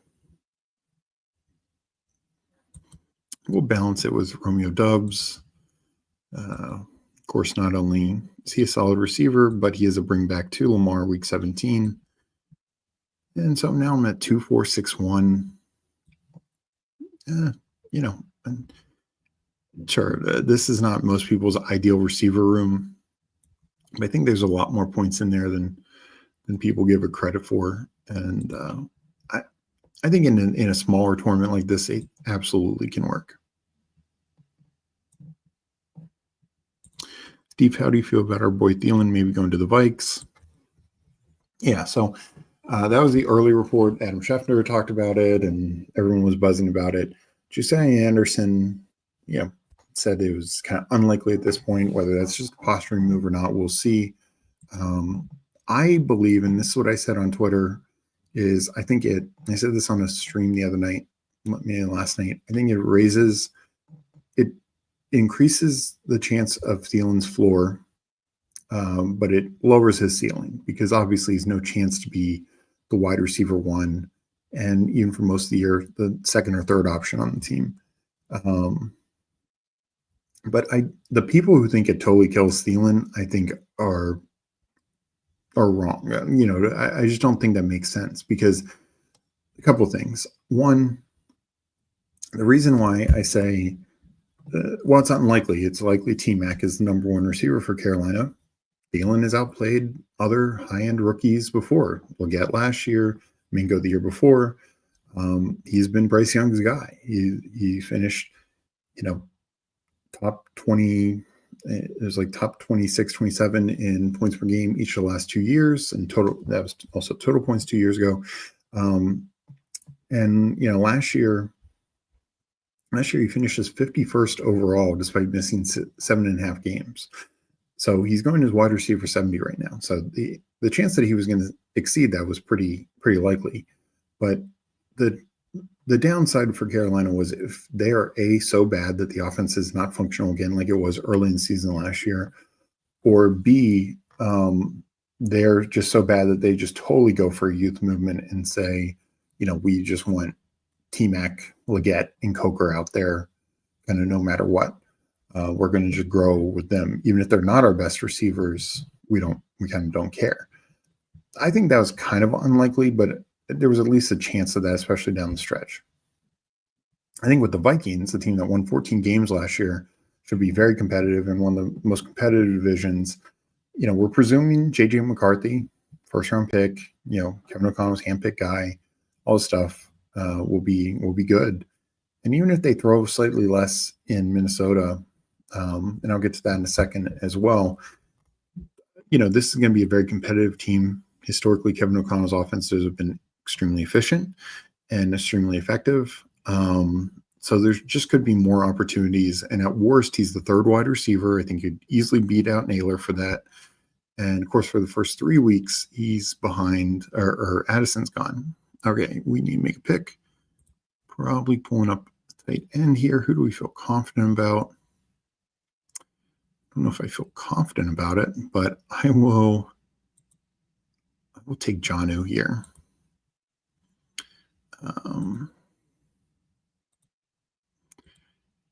And look, this could be a Thielen team. If one of these 2 guys come back, I will take them. Honestly, probably should have taken them ahead of Jonnu. Just didn't want to keep seeing tight ends go off the board. Ertz was who I was hoping would come back to me, and then I would have felt really good about stopping at 2. Like I said, I have the optionality to stop at 2, tack on the 3rd. So we'll see if Thielen comes back. If not, I'll pivot around this. Taking at least 8 receivers. So yeah, I should have taken a receiver there. I'll pull up De'Ami Brown. Unless it's their falling running back. No quarterback. No tight end. Yeah, not great, but I need receiver help. So we'll go De'Ami. I probably played that wrong, but back to the Thielen Vikes situation. So Jordan Addison's missed in the first 3 games. We know that. We also know Naylor's banged up. We also know that Justin Jefferson is recovering from a hamstring. So their Vikings wide receiver core is extremely thin to start the year. And yes, like not counting an eliminator, week 17 is all that matters. That's what everyone will tell you. That's what everyone will tell you, yada, yada, yada. I don't care. Like if you tell me any receiver being taken 170 plus, I don't care who it is. Pick a name here. Pick a guy who just went off it could be Wan'Dale Robinson. If you tell me that let's say 2 of the first 3 weeks, Wan'Dale Robinson will have 20 or more fantasy points, I will take him in almost every single draft at the 170 range, because I don't and you could even tell me like he never has another usable week. That but isn't ideal. But say that his odds are far worse for a usable week down the stretch.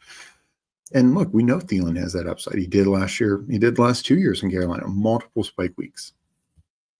So the idea that he can't do it at this age is, we've seen doesn't work. And that was in a much worse offense with much worse quarterback play than we presume J.J. McCarthy will be.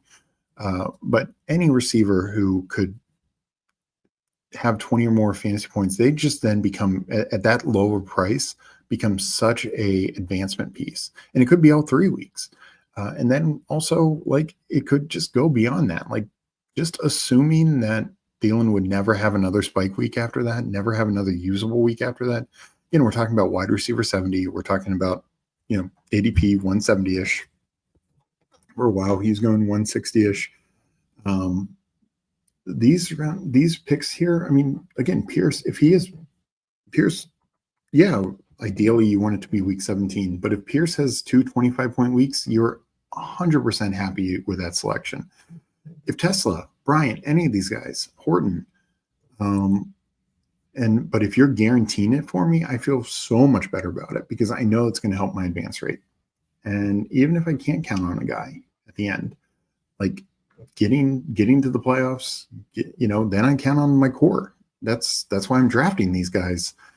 Top 150, top 100, top 50. Not so much this draft, of course, but in general, like. They call it a chaperone pick for a reason. So if the chaperone gets me to gets me to midnight, then that's all I need. Like I don't need to that player to be my spike guy in week 17. If he is, great. And the other thing I'll say to that is who's he replacing? Jalen Naylor. Naylor had 40 some targets last year. He did have 6 touchdowns. And the thing with that is Naylor's best week was actually week 17 last year. It's 16.6 points. That finished as wide receiver 17 on that week. So he's absolutely hitting playoff lineups. He's absolutely hitting finals lineups. In fact, in my slightly different contest, but big board, which was actually 20 rounds, so it's deeper. But my wide receiver 3 on the week was Amon-Ra St. Brown, and he had 16 points. So Naylor not only would have beaten him, but by a little over half a point, but he had over 6 points more than my flex. My flex was Jono. I actually flexed the second tight end that week. So that's 6 points. That 6 points would have gotten me to at least third, if not maybe second. I think I'm going to need 10 points to get to second in the big board. But the point being is that's money. That is serious money changing. 6 points is massive in the finals. We're going to go Slayton here. We need the receivers. We got 2 more picks. I'm okay, I feel now at receiver.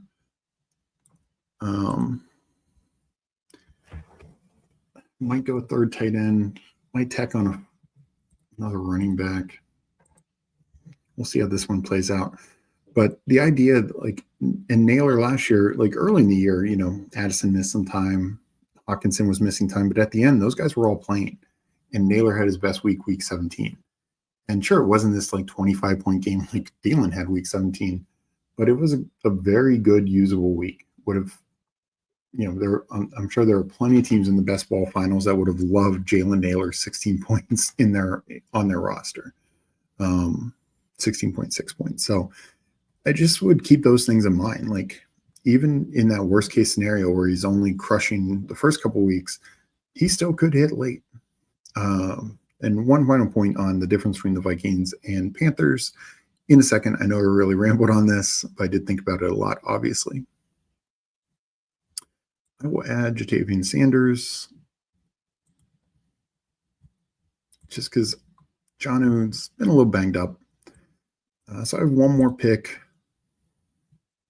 We'll see what it ends up coming out to be.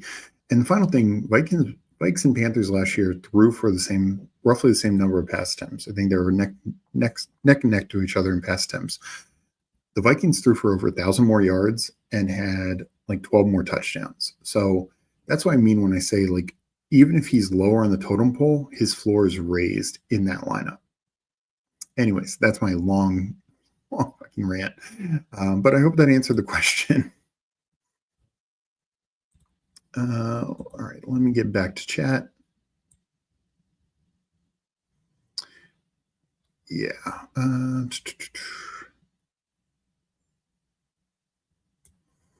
So, would you ever consider McCarthy there, unstacked as third quarterback? You didn't have yes, I would. A contest like this, advancing is so key. And I saw there's a comment later, like, yeah, even the finals is so small. It's 30 people, and each week is 5. So if McCarthy outscores Lamar by 2 points in, say, week 15, maybe that's the 2 points that separates me from first and second to advance to the next round. But honestly, just to help advance into the playoffs, I think it's key as well. Jalen's so good that they're sending Adam Thielen back home. Can't go wrong with the pit tight ends. Thank you, Tim. Hope you're doing well. We got Fantasy Football Garage in here saying, what up, Steve? Hope you're doing well. Fantasy Football Garage, are you going on tonight? If so, throw in chat when you're going on. Went very even build on draft. Was excited about, won't name all the players. Nice. I really believe even builds and drafters for sure. 30-person finals, we don't need weeks. Yeah, and I agree. Like, it's totally a tiebreaker. Not a big thing for me. Like, I mentioned it with Dubs, but I'm taking it regardless. Like, I'm taking Dubs there. It's just like a little cherry on top. There you go. Dirty P absolutely saying it. Naylor boosted me to a pay jump in BBM. Of course, I'd rather had the stronger hit from JJ. Yeah, no, of course. But it's just one of those things, like, third receivers and good offenses can hit. Nice thing getting handcuffs and backups on good teams is sometimes you don't even need the star player to be injured. They're destroying the other team. Yeah, no, 100%, Mr. Nick. And thank you guys for joining.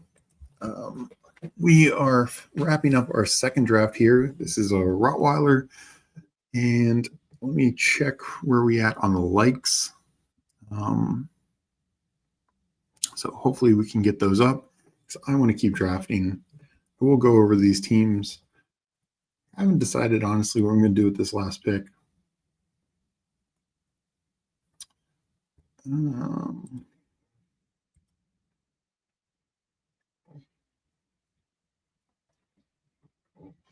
think I'm going to add a 5th running back just for some depth, just in case there's an injury.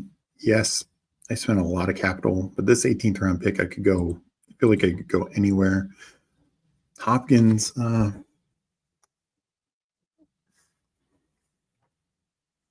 maybe I'll lean Hopkins.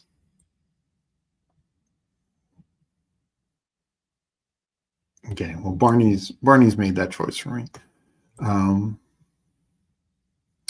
I will go. You know what? I'll go Commandant guy. Just take the upside play.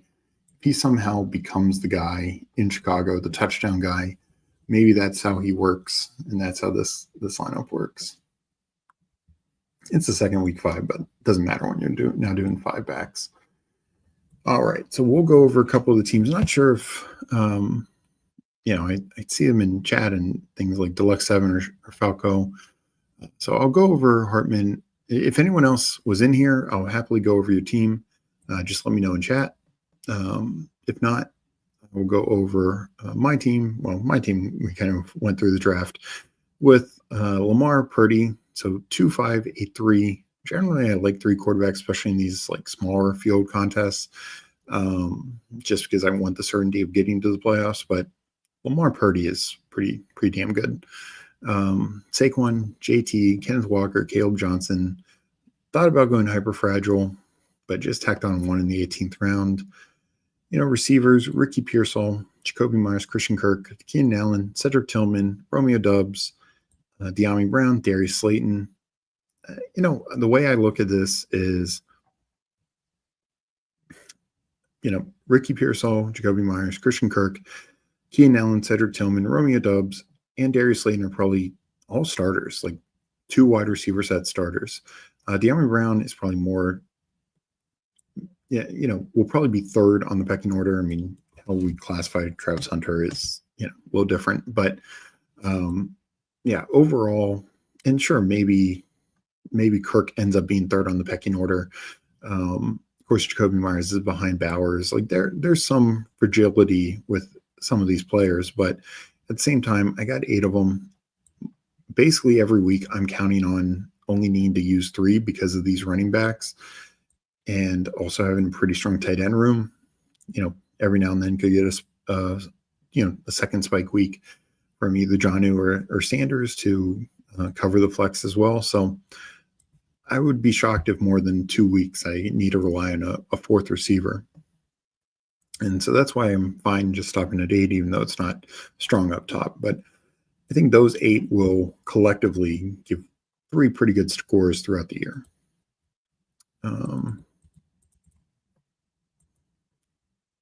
Hartman, he went 3, 5, 7, 3. Drake May, Justin Herbert, Tua, McCaffrey, Jalen Warren, Cam Scatterboo, Jaden Blue, Chris Rodriguez. So, yeah, I like that Rodriguez pick. I think, we talked about already, I think early on especially could really pay off. And actually, I think balances like, Scatterboo probably comes on late. Blue, if he comes on, will probably be later. So, like, Rodriguez and Warren will, McCaffrey's your guy. And then Rodriguez and Warren can probably do more damage early. Scatterboo, Blue, potentially more late. So I think there's some nice balance there. Receiver room, Ladd, Devontae Adams, George Pickens, Jalen Waddle, Roma Dunze, Keon Coleman, Jalen Coker. Really strong room. And then love this tight end room as well. Jake Ferguson, Mason Taylor, and of course, Pat Freiermuth, who is just free in drafts essentially. And I think big, very undervalued. Losimo, 3573 as well. He went Mahomes, CJ Stroud, Matt Stafford, Derrick Henry, Kyron Williams, James Conner, Corey Krosky Merritt, Tyler Algier, Nico Worthy, Zay Flowers, Josh Downs, Brandon Ayuk, Quentin Johnston, Jalen Knoll, Evan Ingram, Brenton Strange, Harold Fannin. So, some upside. But, even if Fan doesn't fit, that tight end room is strong. Same with receivers, like needing to cover until Ayuk gets back. I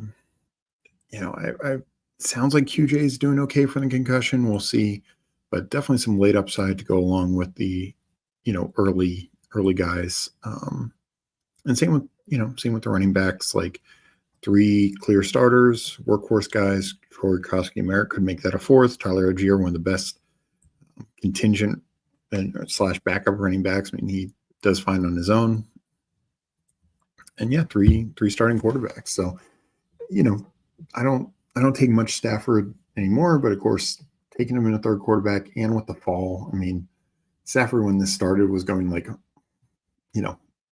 158, not 185. So you're getting like 30 picks of value there.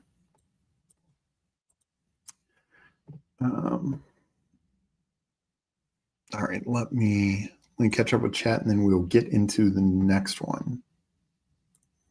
Fantasy Football Garage saying he's live in an hour, so guessing he's at 10.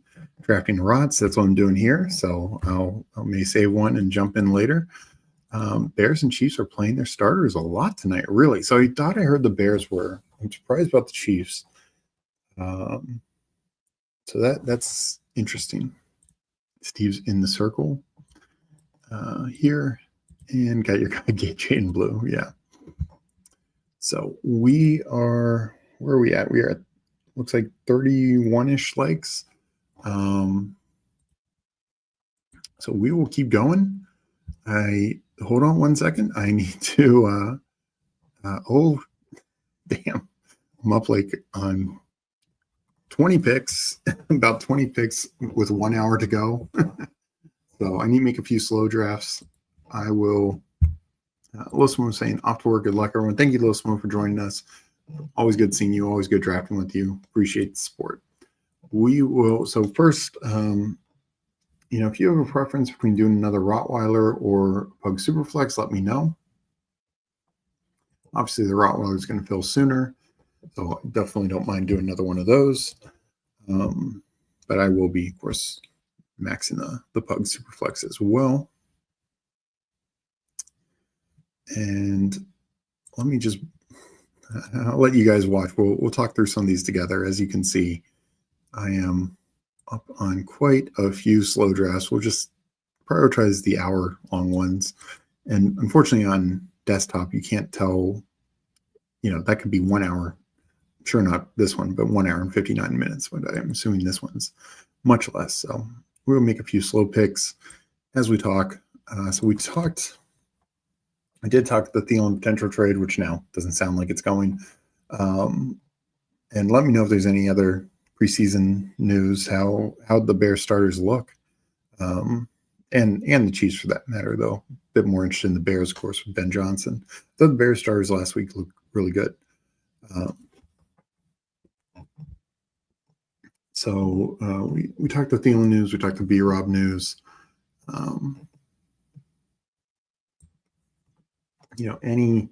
Any other big stories you guys want to talk about? I'm always happy to talk any ball, of course. All right, pretty balanced here. We'll go Jacoby Myers and hit a couple of these. Close one on the graveyard. Rot. We'll do another Rot. Hartman says Superflex. I know what room to avoid. Yeah, well, I would ideally like to draft 2 more tonight on stream. So we'll get another Rottweiler in a second. Let me make 1 or 2 more picks just to cover myself a bit. This is MMG. Could use a receiver, though no one is available.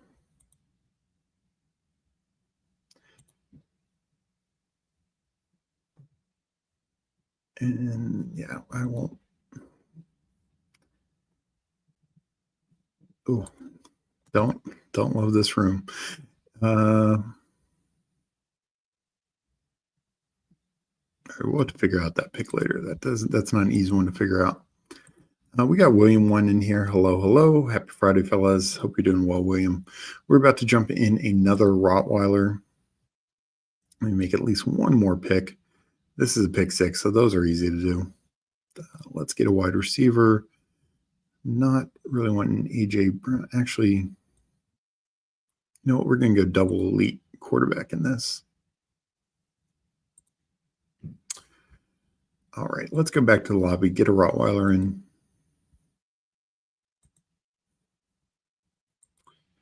So we will enter this at 9:25 p.m. Eastern time, entering the second Rottweiler of the night.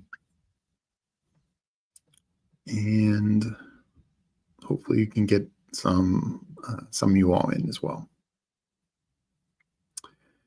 So Huckleberry, 9:25 Eastern, and anyone else, of course, who wants to join as well.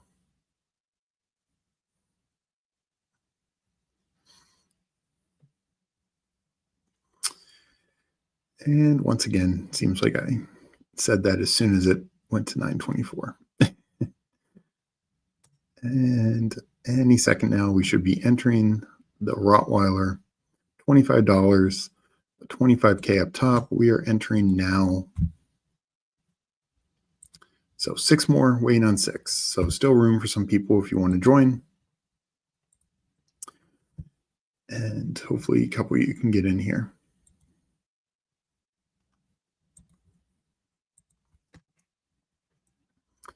While we wait, I'll do a couple slows off to the side. Definitely need to progress on a lot. So yeah, I guess some other news, the Judkins thing. There was one interesting thing. I think it was yesterday. I can't remember what reporter said it. I think maybe Diana Rossini said, I believe. I think it was the Chiefs, Browns, and Saints were looking for running back help. Interesting team names to be for sure, but the Browns, the fact that they're looking for running back help when they drafted a second and a fourth rounder, to me at least, spoke to the fact that they weren't really counting on Judkins this year. I could be wrong on that, but it seems odd that they would, even if they think he's going to be suspended and miss a little time, are they really going to trade even a late rounder? Like, yes, I understand these picks aren't much, but even a seventh rounder, like, are you really doing that if you're counting on Judkins to be back in 4 weeks, 6 weeks, whatever? So that raised my eyes a little bit, despite the fact that last week when we heard that the Judkins, the state decided not to move forward with charges, that Jordan Schultz said expect the Browns to sign him soon. That hasn't happened yet. That it's been 4 or 5 days now, maybe more. All right, we got Huckleberry in here at the 1 spot. I'm at the 5. JT Binger, is that somebody in chat? I definitely recognize the name. If anyone else is in here, definitely say hi. Hope you're doing well. Rooney, I recognize the name as well, but not sure if that's anyone from chat either. So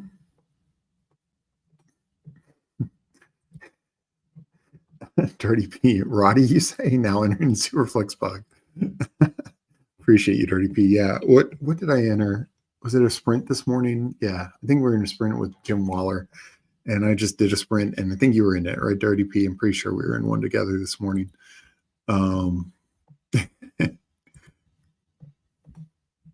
So best ball Q, this is a Rottweiler. Already did a sprint earlier for my last of the promo. If you are doing the promo, it's 5 sprints from yesterday through today. They just need to start. So if it's a slow, it just needs to start. But I would get your slows in now, because sometimes those take a little bit to fill. If you're trying to do it, you can do it up to 2 times. So 5 sprints get you $20 back, and they'll pay that out tomorrow at some point.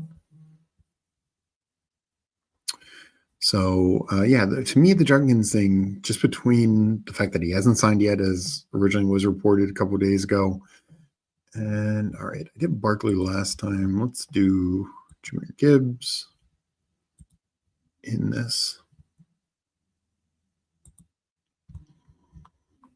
I don't know. Like, it's why I didn't fully move Judkins back up. I mean, I took him on some slow drafts in like the 130s. But right now, where do I have him? I think I saw him and we're going to do a rankings update tomorrow. Yeah, I am at 174. I had moved him. I didn't want to move him up too much, just because I do think a suspension or starting on the commissioner's list is very possible. And also, at this point, he might not even sign by the time we start the season. And even if you were to sign tomorrow or right now as I'm on stream, is he going to be ready? It's been over a month. I'm sure he's been working out, but I just don't know if they're going to just fully. If he signs tomorrow, I actually think he probably goes on the commissioner's exempt list as they finalize their investigation. Would be my guess, but I'm saying, like, he's not even signed right now, so I'm not playing on him early on. Maybe he is the guy you need end of the year. at the same time, it's a bad offense, projects to be a bad offense, and probably at the end of the year is when this offense is the worst. Like you might be benefiting, if you had this never happened with Judkins and he had been the guy, or now Sampson and Ford early on under Flacco, they could be far more functional, just more points, more yards out there, more points out there. You get some really usable weeks, and then maybe late in the year they're not really functional and they're getting just trounced as they're working in a young quarterback like a Dylan Gabriel, Shador Sanders, or Kenny Pickett even. So all along I had some concerns about like the Browns from a playoff perspective. That's why I'm down on Judy. That's why I'm down on Njoku. Tillman, the price is good enough. So it's just one of those things. Like I have a tough time believing that Judkins is the guy you need week 15, 16, 17. Between everything's going on and just where we kind of project the Browns late in the year. And so if he's not helping you early, like when he was going in the 70s, like there you could say, okay, well, maybe he's just helping me early, the first six games, 8 games, 10 games, like he's putting up enough good usable weeks that it's getting me to the playoffs. And even if he's not a guy I can fully count on in the postseason, he's still out there. So you never know when it spikes, but he at least paid off his price tag by helping me get there. Now that's probably not the case. And at least that's why I'm not taking him anytime, early. All right, Lad or Bucky.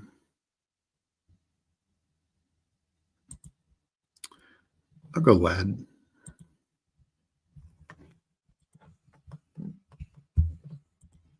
So at least that's my take on the Judkins thing. Baseball Q. Who aims? I guess he's talking about the B-Rob being traded there. He's saying his CMC conspiracy grows another leg. I think it's more, and I'd said this, that I thought San Francisco was very live to trade for B-Rob. One, the Adam Peters connection. Two, I think they want some certainty back there. They trade away Mason, and now they have to trade a pick for B-Rob. But Garendo, Patrick Taylor, Kiner, the rookie that they picked up, whose name's escaping me right now. Like everyone got injured. Jordan James. So I know Garendo's back, but I get them wanting some depth there. But I don't think it's indicative of anything with CMC. We've only heard, last year we had like a information blackout on CMC. This year we're getting like an information positivity from him. So that's at least the way I'm playing it. We got Dark Sheep in here. All right. I debated going another elite quarterback, especially since it was a different one. But I want some Hampton contests like this. Really building out a Chargers stack. Chargers, in terms of playoff schedule, I mean, Houston could be a very tough defense. I think Dallas is going to be kind of a weak defense, particularly with the Mike Parsons situation, though that I still think probably gets resolved. And then Kansas City could be good defense, but probably not as great as it's been the last couple of years.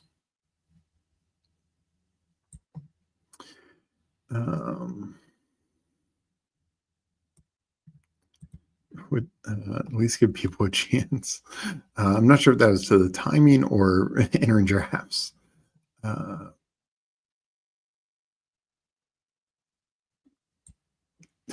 Let's see here. Mike Robb, preseason update. Some Marines at the Cowboys game were eating burgers in the second quarter. Could be a bullish sign for Turpin. Just getting my first Roddy, and it's all badges. Well, good luck. This one, the last one wasn't that many badges, and there's a few non-badgers in this as well. So let's see, what is it? We got 1, 2, 3, 4, 5 non-badges. So sorry about that, best ball cue.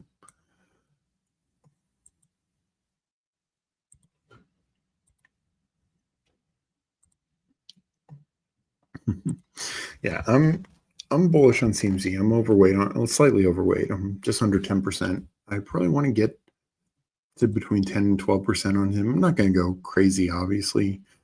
I don't really want to be too out on any first rounder. But yeah, I think there's a real chance CMC is a big year. So coming up, could go elite quarterback. Daniels goes. Do I pull up Hurts? JMO.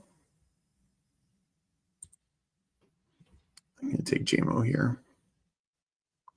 So this is, don't do this too often, but I like this for the smaller field contest because I'm like just making these team bets on Detroit and Chargers. I do think the Detroit offense takes a bit of a step back this year. I don't think they're the highest scoring offense in the league, but I think these are two top 10 offenses. I really like Detroit's playoff schedule. Steelers defense could be really good. Vikings defense is good. And Rams actually could be pretty decent as well, but it's in a dome every single week. So I love that. Also, all could be fairly high scoring. And as we saw last year, like, yes, defense is important, but the Broncos are one of the best defenses in the league. And the Bengals just absolutely shredded them. So a good defense versus an elite offense, usually the elite offense is going to win.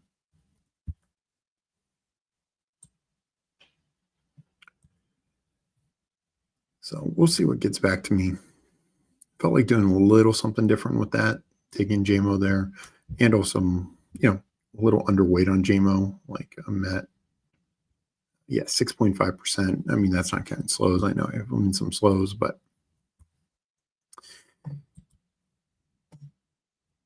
let's see. What price point do you think is the tipping point for a casual? It's a good question. I would think a casual seeing the same price as a BBM, they would just automatically gravitate towards the big prize pool, but maybe they're looking at like, hey, like I'm new to best ball. Let me take a shot on this. I am going to take the Jalen Hurts fall. You almost never see him in the 5th round again. I'm kind of surprised on it, but I will happily scoop it. So, honestly, like my first year doing best ball, I did, I don't know, 20 drafts, 30 drafts, something like that. I did like 60 the next year, 100 plus, 150 the next year, or more than that. And then 400, and this is just regular, not counting like some other formats. So, my first year, honestly, as much as the 2 million sounds like fun, I probably would have done it, spent the $25 in this. I would doubt casuals go above that. Would be my guess, but yeah.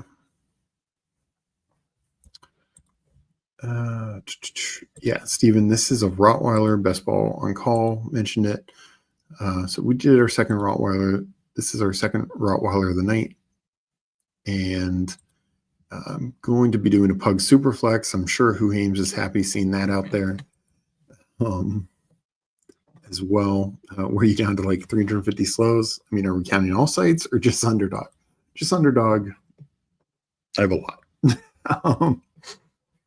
And probably still have like 150-ish slow. Though some of those are like those pick six, and those are going to finish pretty quickly. But yeah, all sites I got like 50 slows going on DraftKings and probably more than that on drafters right now. So I'm probably like 250-ish total. Luckily, the DraftKings and drafters their clocks haven't changed yet. So I think I need to double check, but I think there's sometime next week.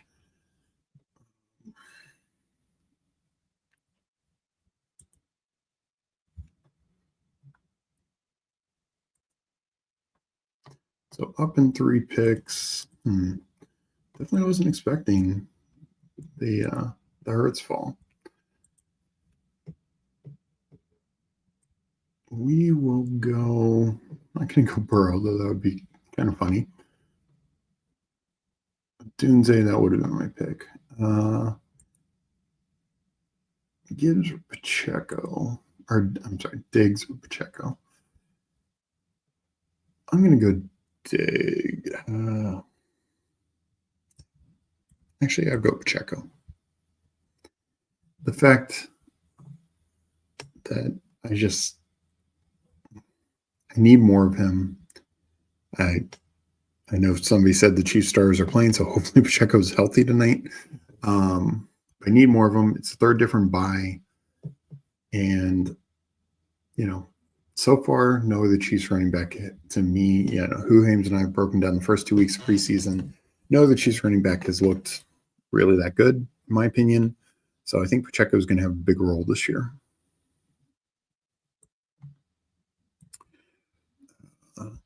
The fact that I just have so much Diggs already, which I want plenty, don't get me wrong, but I just, feel like I need more Pacheco.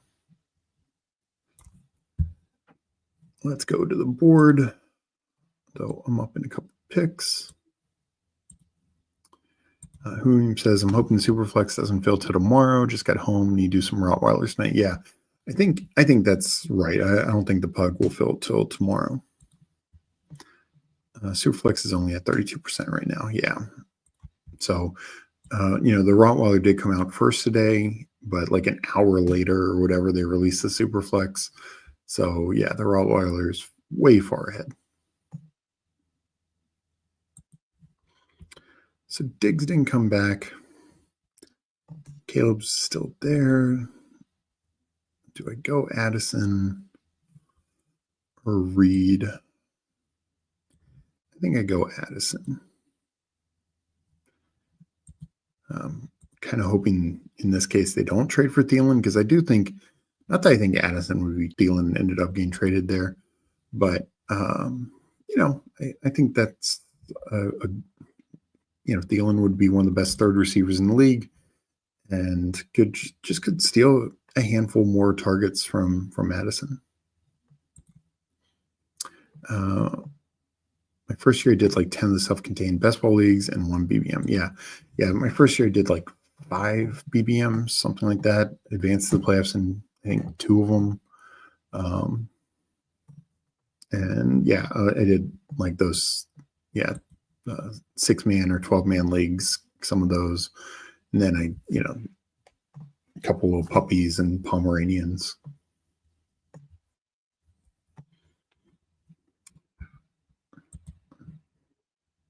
So I was actually later to the game. I didn't do anything. Pretty sure, if I'm remembering right, I think I started with the BBM 3 year, and that was the year I did like 50 some contests.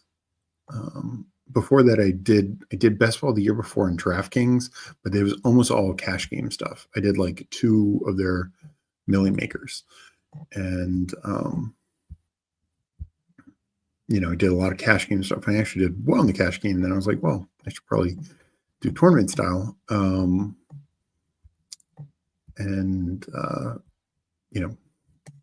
started doing more Underdog as well as DraftKings. And that first year, I'll have to go back and look sometime. I want to say it's 50-ish. We got TD, Mr. Mufassin here. Good seeing you. Bears ones are still in the game at the 2-minute warning with only 3 points. Yikes. So I guess they're not looking good. Not ideal. Did Swift end up suiting up? Because last week he was like rumored to suit up, but then didn't. And who knows what's going on there, because Manon guy's been banged up. Roshan, I feel like Roshan's in like witness protection. I mean, even the reporters don't talk about him. I don't know what is going on with the Bears running back situation. You would think that for something that we speculate so much on, there'd be more information coming out with these guys getting injured or usage potential. And it's just like nothing.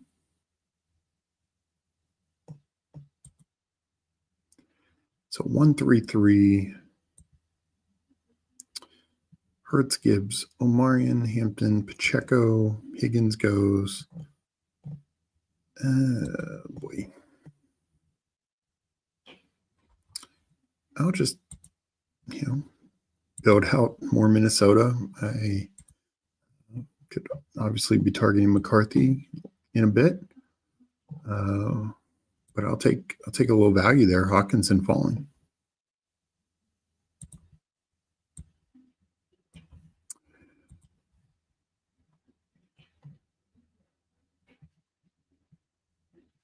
Swift is fine. Interesting. He had a hurdle. Wow. Bears running back might be DJ Moore. Might not be the worst thing. I could see him getting more creative, especially he seemed to like Zacchaeus. Burden, I think, is going to play himself into a role as well. So maybe getting your best playmakers on the field. We see it. We've seen the 49ers in the past with Debo. So it's not crazy, of course. And just to go back to the Washington backfield situation, Washington starters played 4 snaps this preseason, and Debo got one of them as a run. So, and that's with Terry sitting out. If Terry's back, I would not be surprised to see Debo utilized out of the backfield. Not what he was like 3 years ago, but what he was, kind of average amount. We'll take Shaheed here. I will. Yeah, I feel like I need a receiver.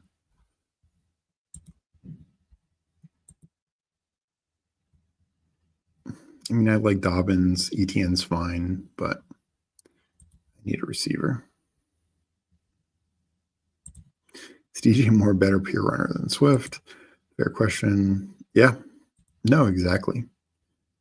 Debo went from being one of the most hated to the best picks for me. Yeah, no, I agree. Like early on, even after Washington made the trade, I wasn't taking much Debo and big board.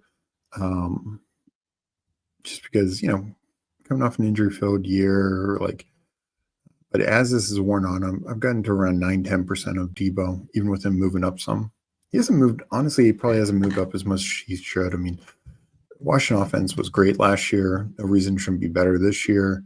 Offensive line should be improved. I know they're probably going to start the year without Sam Cosmi, but I know there's some optimism there that he won't miss the entire year. Like there were some initial thoughts a couple months ago. So yeah, their offensive line could be a strength. Even last year, it was average-ish, maybe even above average, you'd say. Definitely they played better than their talent, but they added a lot of talent this offseason. So I think their O-line's going to be really good, which should only benefit second-year Jaden. And again, why are you messing around with Terry McLaurin? Let's go back to the chat. I'm your Huckleberry. Do you have more KW3 or Charbs, or even feel myself leaning Charbs lately? So I've been leaning kind of both lately, but I was way behind. I'm now up to about 9% Walker. I'm about 4 or 5%. I was actually looking for Charbs there.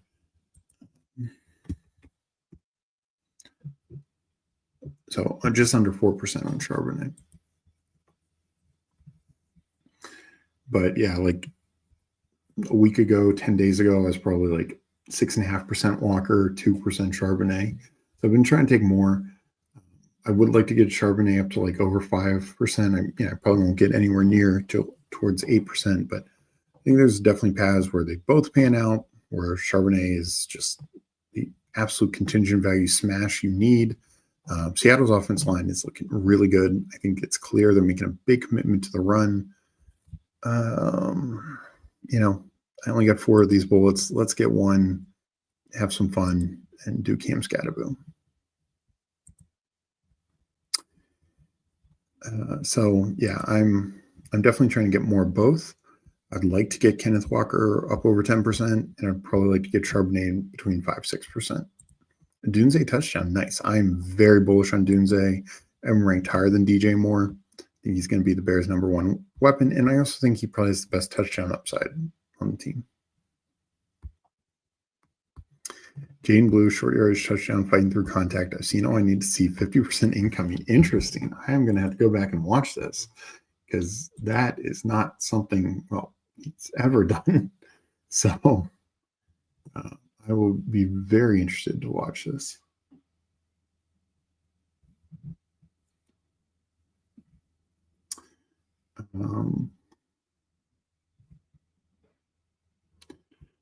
Yeah, we will see where we're at.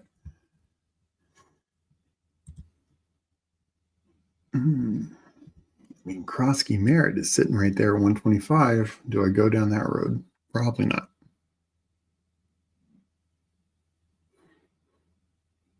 I think I'm taking the third tight end second quarterback here, and I have my choice between Goff, McCarthy, or Herbert. I have two Minnesota Vikings also, but I'll go Goff. I should have more Goff. So I'll go with that. When I made the Sky Blue pick, I was hoping to have one of those. So having all three, I wasn't really prepared for that.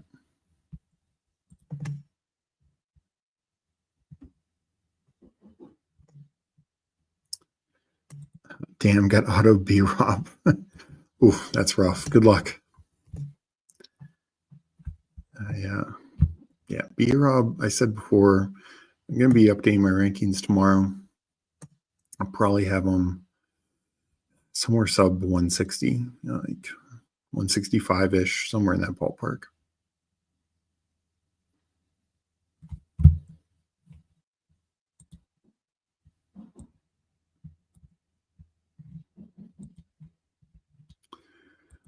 So yeah, I will need to catch up on these preseason games after I'm done streaming. And yeah, I mean the Cowboys backfield is just wild. Like we want this offense. We know this offense has potential. I do think the O-line is not as good as it was a couple of years ago, but we know the team has potential. We even saw last year Rico Dowdle have 1,200 yards. Didn't have a ton of touchdowns, but again, that was without Dak. The offense wasn't scoring as much.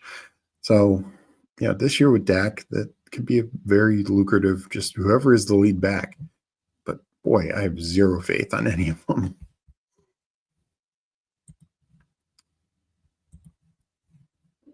And coming up in a couple picks, could go Goddard for the stack. Potentially stop at 2 tight ends if I do that. Still quarterback options. I mean,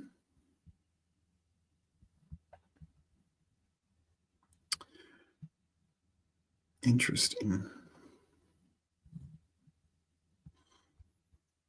All right. I mean, Jane Blue's right there. I do have 4 running backs, though.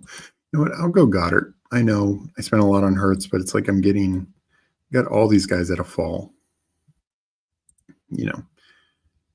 Hurts 9 picks, Goff 6, 5, 6, Herbert 13. They're all stacked up. To me, it's still worth it. There's no receiver there I was going to take. And if Goddard comes back, he comes back. It's not the end of the world when I already have Hawkinson.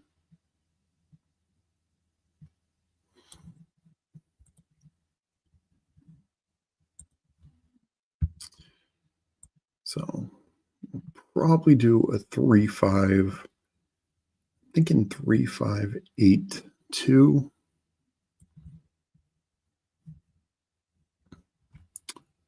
But we'll see what we end up with here. Yeah, this is this deadish range of receivers. That doesn't always feel great.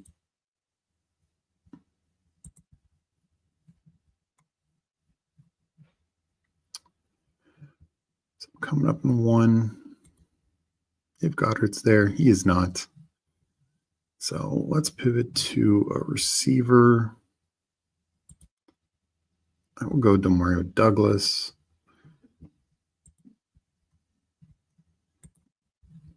looks like he's the slot guy for Drake May. I know Chisholm is right behind him, but Douglas has apparently looked really good in camp. Real good connection with May. Probably is the number 2, at least to start the year. Maybe Kyle Williams comes on. I kind of want to balance that out more and more. And, I've already dropped Kyle Williams like 10 plus spots in rankings. I think I'm going to drop him like another 10 spots. I still think he's got upside and potential. It's just tough because Mac Hollins is probably going to take some snaps. I know it sounds like Jalen Polk's going on IR. Of course, the Mike Vrabel comment on that Coach Speak Index tweeted out was hysterical about looking for the rats. But so I think he could take Kyle Williams a little bit. Obviously, Diggs, I think, is the number 1. Probably Demario Douglas is the number 2, at least early. Maybe that transitions to Kyle Williams. Williams at least probably ends up being the spike week, the deep threat spike week guy. I feel a little less great about him, at least early on. I think maybe he's a guy late in the year you need, but early on could struggle to find some points. So coming up in a few.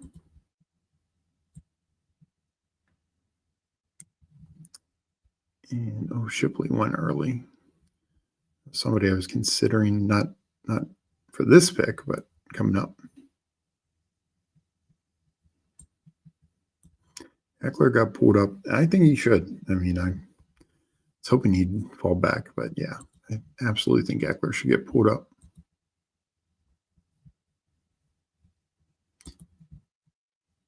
My guy Thielen is still there, but it's a little early for him. I'm going to pressure it. I've been taking some Dante Thornton. Not sure I want him in this contest.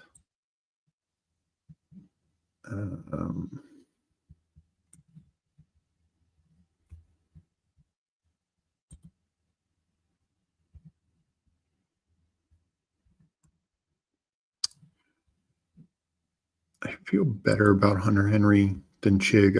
I like Chig, but I feel better about Henry. So I will go there. I think I'm stopping at 2 tight ends. I'm going to get to 8 receivers would be my guess. Before down, you move from Garendo. I already have Garendo down kind of far because of the injury setback. There was concern that he could miss time. I have him at 183. I'm probably going to keep him in that area. I think both B-Rob and him should go, in the 160s, 170s, 180s. So I don't know if I'll move him down. I might actually move him up a handful of spots, just kind of seeing, depending on how the board shakes out. Because I think they end up being a split. Like I saw, a few people think it's going to automatically be Rob the number 2. I don't see that. I saw some people say Garendo is clearly going to be the number 2. I don't know if I see that either. I think it probably ends up a split. I will take the falling Rashard White. I don't understand. He's labeled day-to-day. I think he's going to be fine. It doesn't sound like it's going to be a major thing. So that's I feel like a good 5th running back. Not only is it a round of value from what his current ADP is, but of course, 3 weeks ago he was going, 140, 145. So some nice value there. Yeah. If so, San Francisco's in some serious trouble. Like I would, San Francisco, assuming they're riding with Purdy, could be in line for the first overall pick next year. So they could be trading out for whoever wants Arch.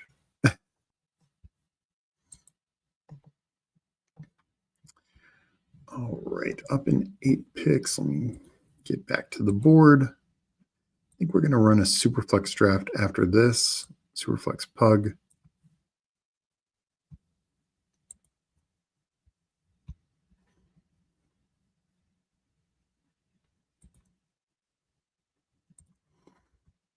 And Yeah. 3552. Probably just going 3 receivers with these last 3 picks. That's how I feel like this team's lining up.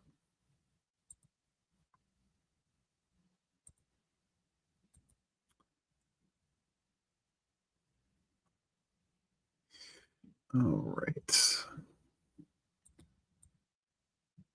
So any other big news from the preseason games so far? I will definitely have to catch up afterwards. You know, I didn't get to see it last night. We were on the show, Meg and I, but I went back and I watched Caleb Johnson. I said it with the 2 games the other day. Thought he looked much better than week 2 of the preseason. I think he looked even better in week 3 of the preseason. So I liked what I saw. You know, Scattaboo was only a couple carries last night. I was talking with Chad Candles, and he talked about how he lined up wide, and you know, I think that's a good sign for him and his upside. You know, I take 0 Wandale, as you can see. I will take a share. He's like a security blanket in this one. He also fell because his ADP typically is like what 178, 175. What is it? 167. So him falling to 20 picks past ADP. Yeah, if he went there more often, I'd take him more. He just doesn't. And knowing that I'm taking 2 more receivers, I don't mind taking the risk. I mean, I do think he is fully a slot guy. Week 1 of the preseason, he lined up out wide, but there was no Neighbors, there was no Slayton, and there's no Hyatt. So him getting a few snaps out wide, I don't think was a big deal. Week 2 of the preseason, he played exclusively in the slot, and I do think that's his role. All right, let's just highlight receiver. That's all we're going with down the stretch here. And not tacking on any extra stacked options.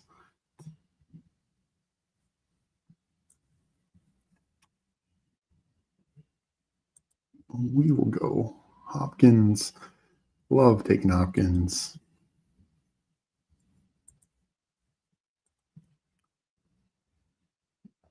Rashard Smith got some starter reps. Interesting. That's a positive. I was bullish on Rashard Smith. I haven't really taken him much lately just because I worried that he's buried, and then hearing the rumor they could be trading for somebody. Not that I fully expect that to happen, but just feel like Rashard Smith, particularly early in the year, but maybe in for the whole year, is buried behind Pacheco, Hunt, Mitchell. I thought that Smith would make the team, but just worried that it could be truly as a special teamer as a rookie. And just probably a guy who's just inactive every week. But hopefully he looked well. Like I said, I'll be very interested to watch. So, I mean, Donnie Mitchell isn't terrible for this kind of build. I mean, Kendrick Lambert-Smith actually is an option. Trey Tucker and Ray. Rowan Wilson.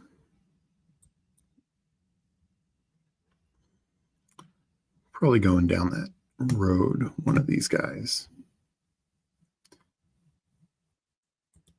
One I saw and I moved him down, but Tutu Atwell, I haven't taken him a while, but I had decent exposure.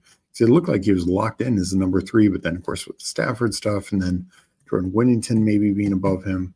Just shocking to me Whittington could be above him, because Whittington Tutu does something that, Adams can run vertically, but obviously he's older, and Puka, that's just really isn't his game.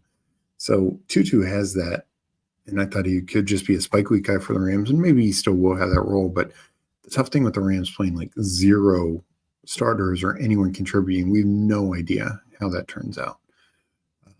I'm not really taking them now, but it could be something that we were right all along early on, and us not taking him now is the wrong call.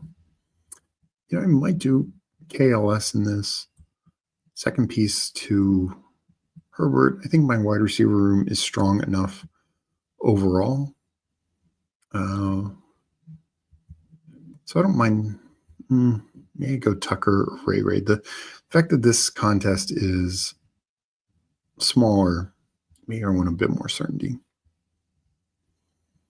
Yeah, I think if I was in a BBM, I'd take KLS, but something like this, I'll take Trey Tucker. I think he has the number 2 role. Him Thornton. So Ray also would have been in a mix, but that's how I decided to play it out. I will run a Superflex puppy after this, or I'm sorry, puppy, Superflex pug after this. But let me, after Huckleberry makes his pick, Theo Johnson, we will check out our teams. And if anyone else was in here, drop a message. I'll happily review your team as well. I'll just go over my team first since we're here. Hertzgoff, Herbert, 3 quarterbacks. Generally that seems like a lot of capital with an elite, but the fact that I got value all of them, I feel better about. Gibbs, Hampton, Pacheco, Scattaboo, Rashard White,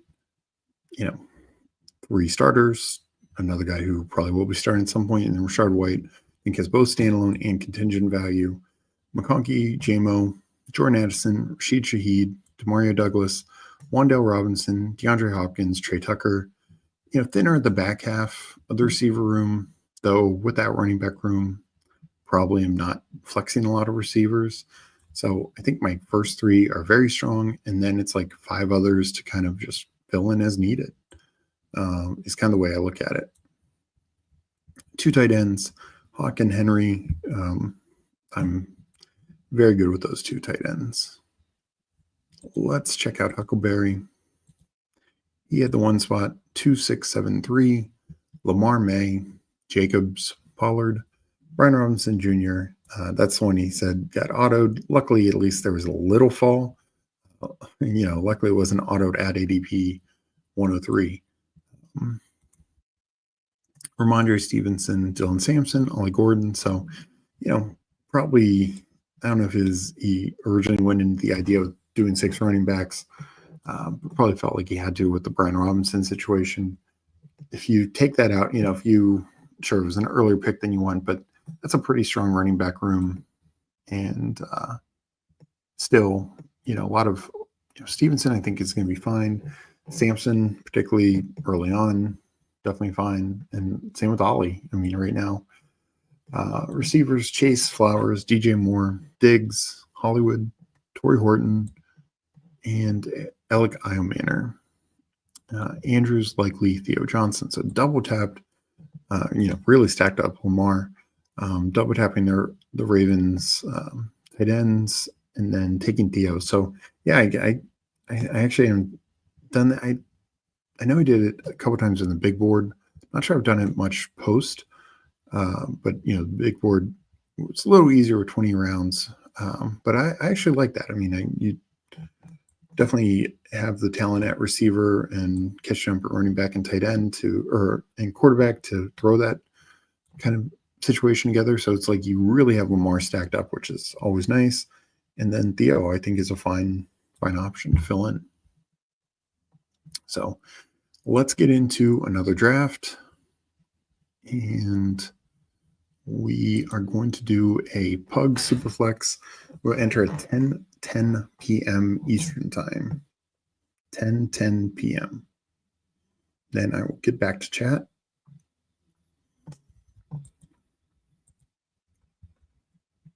This Rottweiler is filling fast. Don't know, 75%. Might have to throw in 1 slow. So 10 p.m. Eastern Time, we will be entering the Pug but Superflex. So I have to change my mind. I won't change exposures. I know I should, but I'll just roll with what I have in there for BBO.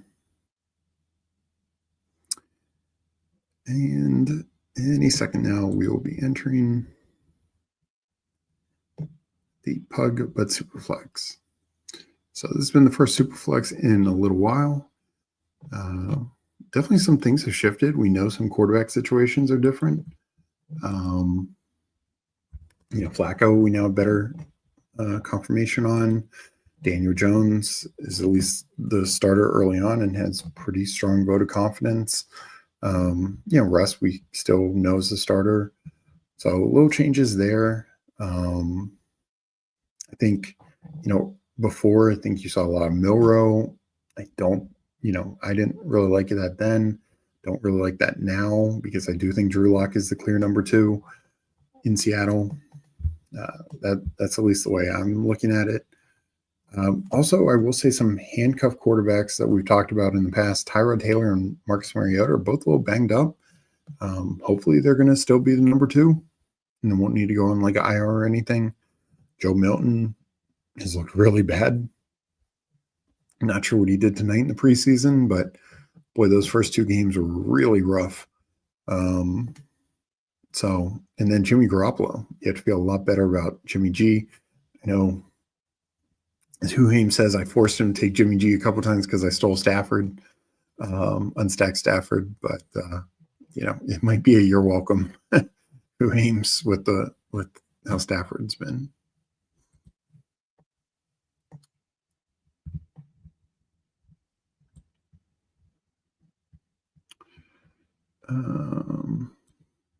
Shard Smith got some starter reps. I think we're going to mix in some Dameon Pierce for us this season. Now Smith did drop a pass, but then he caught one. Wait, you were in the draft, 2 games? Did I miss you?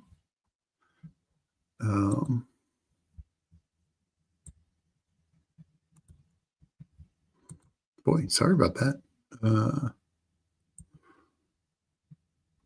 Let's see, Rottweiler.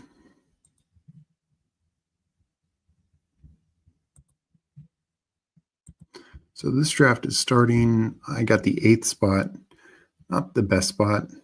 Boy, not many badges and nobody I recognize. So this should be a fun one. Might be able to push quarterback a little bit more. Oh no, I got the 5 spot. Boy, it's been a long night.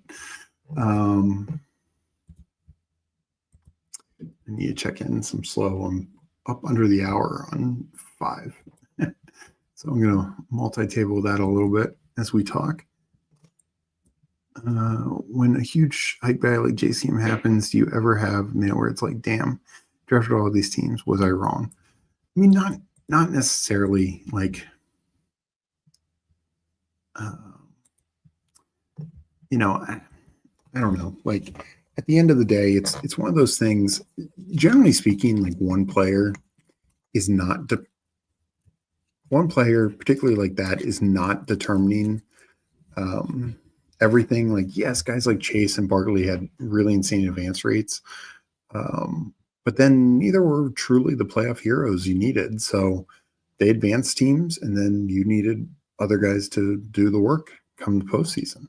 Barkley was even better than Chase. So Chase, despite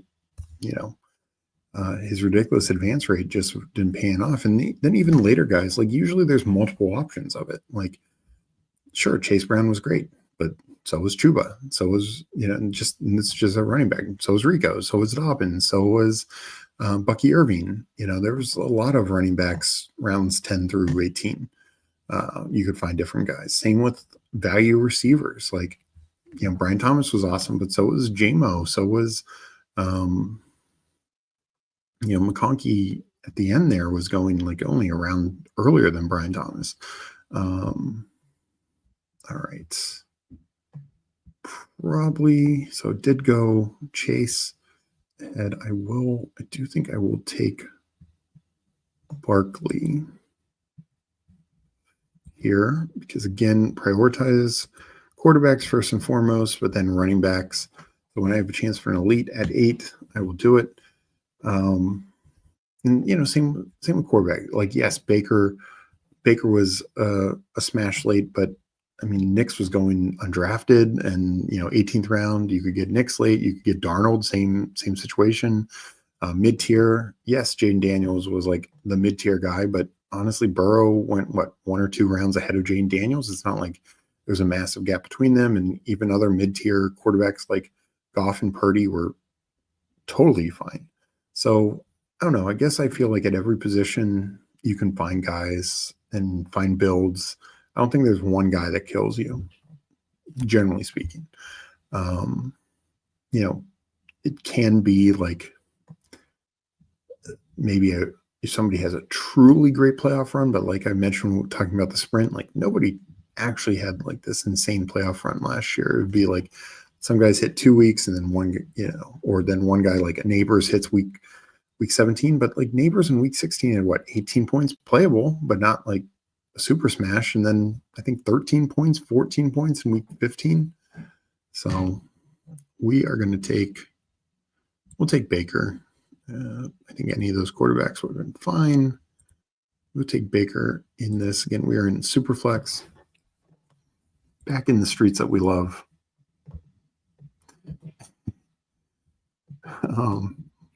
Stevie wins Superflex, and suddenly Chad doesn't want to draft. Yeah. Yeah. Oh, yeah.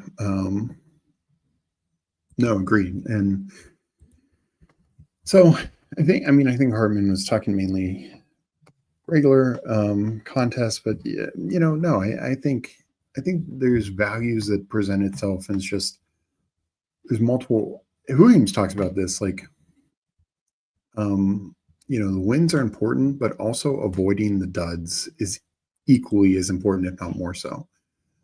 Like it's way more important to not have, just to go back to it, like the Jonathan Brooks dud where he was kind of going all over at some point, but let's say 8th round, and is to have the number 1 8th round pick.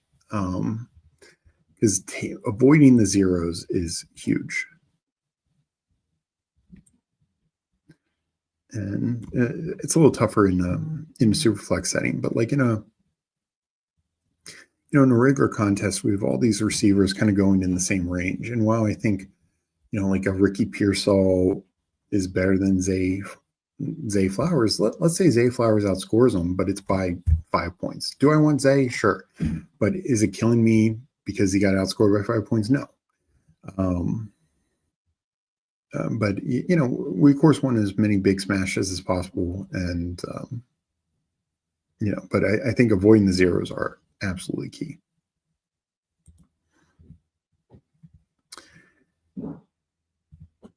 So let's see, coming up in 1, quarterbacks are still there. That is going to be the focal point.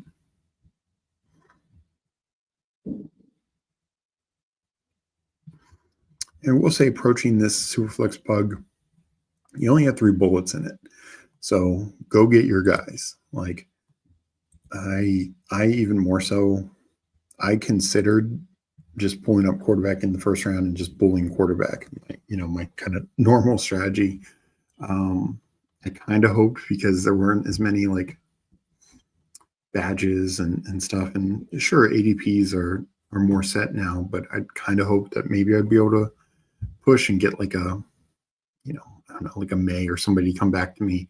That didn't happen, but I don't think there's anything wrong. Probably my last 2 of these that I do, I will get my guys. And, I want to have the best team, even if it's reaching around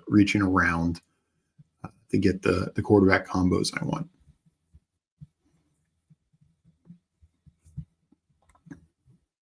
So it would definitely be my recommendation.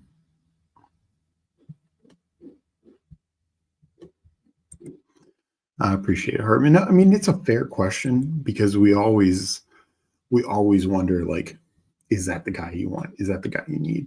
And I guess that's one of the things. Sorry, Baker Herbert. I will go Bryce Young.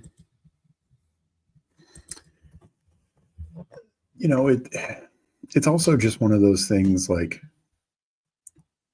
even some guys that we quote unquote need, like a Marvin Mims, even Ricky Pearsall, obviously most of the year they did nothing.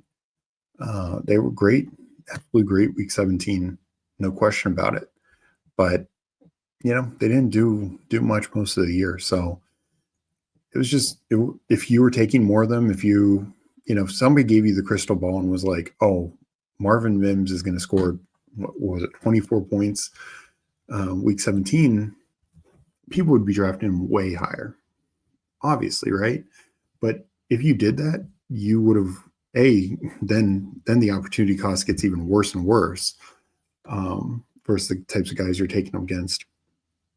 But B, like even if you draft him 100% of the time where his ADP was, you probably weren't going to have a good advance rate. It probably would have negatively affected your advance rate. I mean, generally mid-late round guys don't affect your advance rate that much. But it's one of the, like, even if you had the crystal ball, like even if somebody told you, this year, Falcons Rams is going to have the highest producing position player for fantasy. I mean, sure, we should still be drafting all those guys where they're currently going, but I'm not going to overly draft them because you have the highest position player guy doesn't mean he's on the winning lineup. Saw that a couple years ago, Pat Crane, he had Tom Brady, but he did not have Mike Evans with him. He had Chris Godwin. And we also saw not even the highest scoring quarterback 2 years ago. Lamar was the high scoring quarterback and was the high scoring quarterback by like 7 or 8 points. And yet it was a Jordan Love, Jane Reed stack. So even if we had the crystal ball, it doesn't always mean it's going to lead us to a big payday. Now, sure, like Jim Waller was in here earlier. He had the Lamar stack. He won a tournament with that. Knowing that crystal ball helps. Don't get me wrong. And I would absolutely be drafting more of those types of players, but I wouldn't like go all in.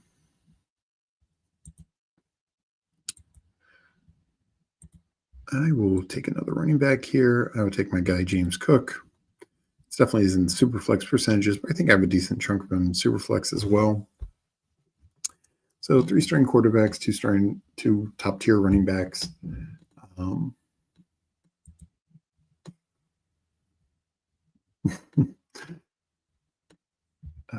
Let's see. Steve lost, not tracking top 4. Yeah, this is, I don't know. Who Hames? I need you to run a stream so I could in the top 4, top 5 at worst. So we're coming up in a few. Still a few starters out there. I might really bully the room taking one. Wonder how this room will handle Daniel Jones because his ADP probably hasn't really moved because that whole period of time where Anthony Richardson was looking like the starter, that there's no Superflex contest.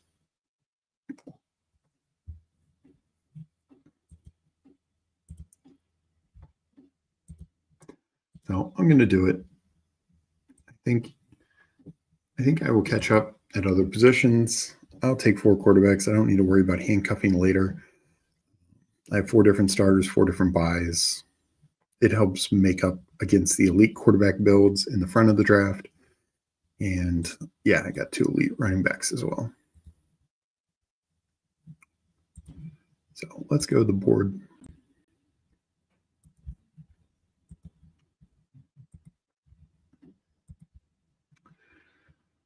And we will, I'm making some slow picks as we're doing this because I'm under 30 minutes on a couple.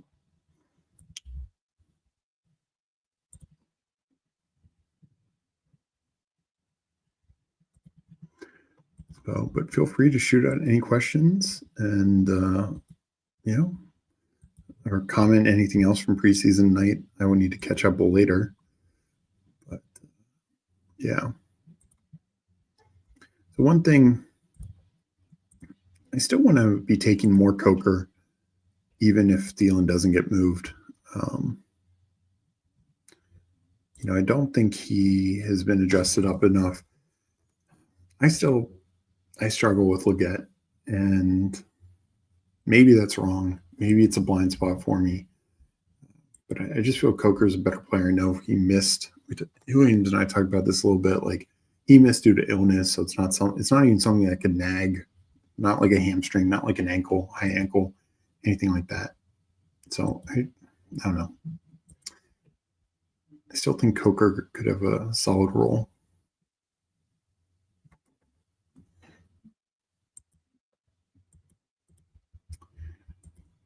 So coming up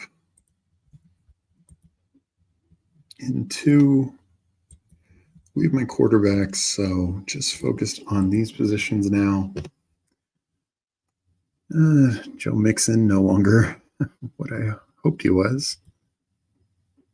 Well, let's go Xavier Worthy, get a first receiver.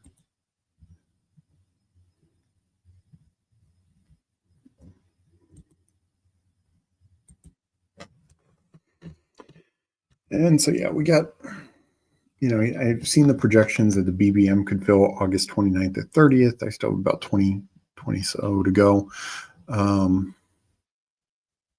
But I recall last year Underdog releasing some tournaments even late. I think there was a mini Schnauzer late, a third German Shepherd or Hound Dog late. So I'll be interested to see what else they put out. Probably some, kind of like the Pug, where they even shrunk the field size a little bit. Like the Pug 2 was smaller than the Pug 1. So I could see that maybe, because I think the Hound Dog was roughly 18,000 last time. Maybe if they release another one, it might be kind of similar to the Pug, like 9,000 plus. I'm going to imagine, I know this week was the checklist. I still think there would be a couple more tournaments next week. I'd be shocked if they just kind of put their hands up and say we're done. So Caleb Johnson went. That would have been a fun pick. I'll take DK Metcalf for the stack. I don't think I have a lot of him in Superflex. So I'm 4-2-2-0. Tight end has the least amount of value to me in this. Just scoring less, much less likely to hit your flex now that you don't need as many receivers. So, you have more receivers, not to mention the running backs that are going to hit the flex. And so I typically only go 2 tight end in this, and usually they're mid-tier guys. They release a ton of contests too slow. So one thing, whenever the clock goes down to an hour, then they stop with slow contests. Like you can't do any more slows. At least that's the way it was last year. And I imagine it's going to be that way going, this year as well, which makes sense. But so, yeah, I think there could be 1 or 2 more things that still the slow option, maybe probably nothing over the weekend. Though maybe, I mean, this Rottweiler is going to, fill sometime tonight, I feel like. But yeah, I don't know if anything over the weekend, but probably 1 or 2 things next week. And, that's still the slow option. Then at the end of next week, because I want to say it goes down to 1 hour next Friday or Saturday. Then I could see it kind of really changing. So running back has gotten picked over a little bit more than I thought it would.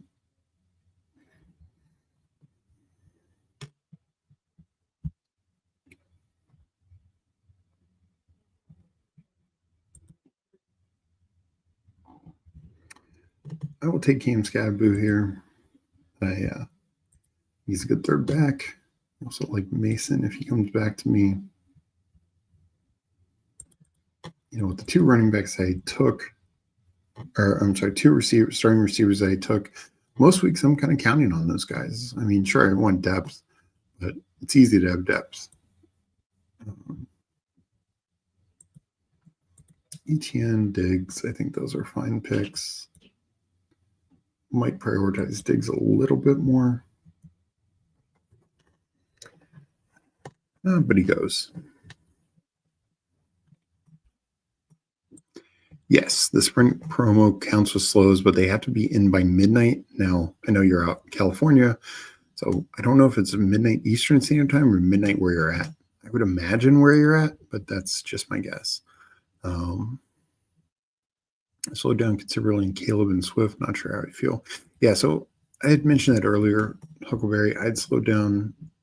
I'm assuming you mean Caleb Johnson with the way he's spelled, not two Bears, Caleb Williams and Swift. Either way, I've never been super high in Swift just because I don't think he has a major touchdown role, and we're talking, half point PPR. Where he was going, like I feel like you need touchdowns. I will take ETN here. Mooney, I'm hoping is not a full season injury. I don't think it is, but because I know I took a lot of him in Superflex before. But Caleb Johnson, as I mentioned, I think maybe early on, Jalen Warren will have a bigger role, but I think Johnson's look better and better. If they want to have any sort of running game, it's not going to be Jalen Warren. It's just not. Like, I know there's some advanced metrics that really like Jalen Warren, but end of the day, I don't think I think a lot of those happen against light boxes. He's not a guy to grind out against an 8-9-man box. He's not a guy to grind out, 15, 20 carries a game. He's a guy you give a couple carries here and there, particularly on like a third down, and you get a light box and maybe he can break it, use some of his quickness and speed. But I just think Caleb Johnson has a much bigger role and also a much bigger touchdown role. Jalen Warren in 3 seasons has just 6 career touchdowns. Sure, that's because of Najee and last year Fields taking a lot of touchdowns, but it's also he's just not super efficient there. Multiple Steelers coaches have not liked him in that role, and including the one who was there last year. So that's why I've kind of been low and out on him. And the fall on Caleb Johnson, I'm generally scooping up right now.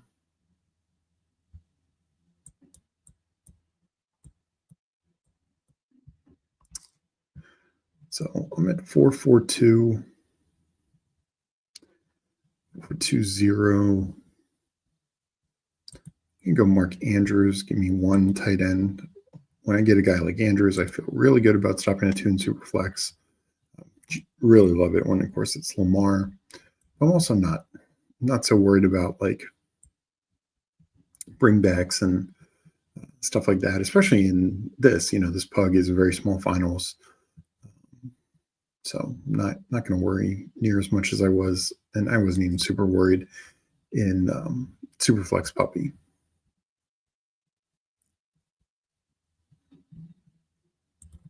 Oh, that's interesting. Yeah. So I know, like, I asked Brett from Underdog, Brett Skinner. He's on Twitter. So I DM'd him. He's jumped in our chats before and just been, had good communication with him. I asked him because I'd entered, they announced the promo at like noon. This was for the marathon, but the morning of the marathon at like 1 a.m., I'd put in 2 marathon slows. And so I asked him if those count, and he said yes, from essentially 12:01 to midnight. That was what, Monday and Tuesday, whatever it was. Those 2 days, the 12:01 a.m. the first day to midnight the second day. But I thought that was whatever time zone you're in. But I'm not 100% sure on that.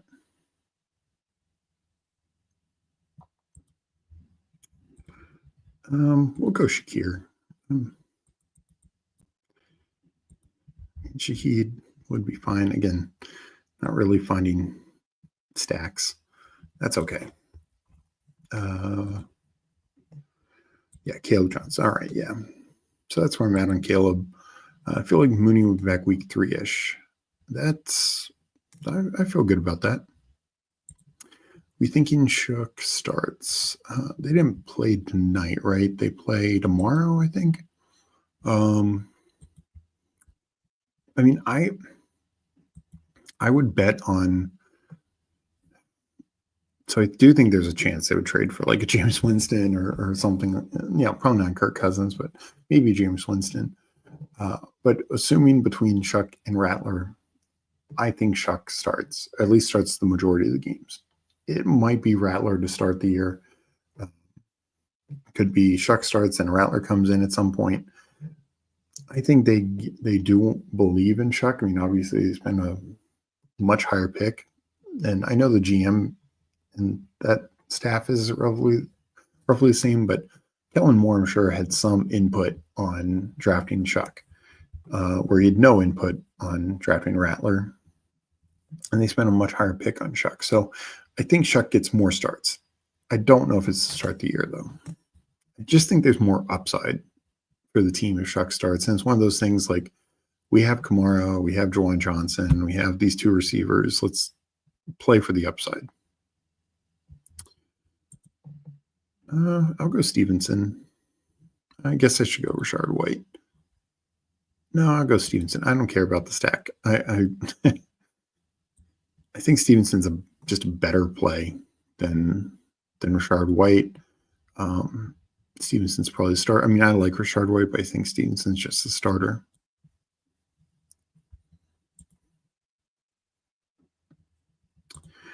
Yeah, I think so, but don't feel great. Yeah, I mean, I took some Shuck at the end of big board season when it looked like he might get like a first or second round pick, not much. And then I took him some initially, and definitely was taking him in some Superflex. He's actually one of my higher Superflex quarterbacks, because a lot of times I was taking him as my fourth quarterback, on teams. So, and some of those I still would add a handcuff quarterback type. But so I personally hope he starts more. But I just think I'm just not impressed with Rattler. And to me, I'd be shocked if he ends up starting the majority of the games. I think that'd be very much indictment on how much Chuck is struggling. So Rashard White comes back. I'll do it. I'll be done at running back. I'm done at quarterback, done at running back. I feel like maybe could have found a more interesting running back late, but I like this running back room. Saquon, Cook, Scadaboo, Etienne, Stevenson, Rashard White. I think I'm getting at least 2, if not 3 starts just about every week there. I'll catch up at receiver, tack on another tight end. Still plenty of picks to go to do that. It will, let's see, I have 2, 3, 5, 6 picks to go. So I probably am going 4 receiver, 1 tight end would be my guess.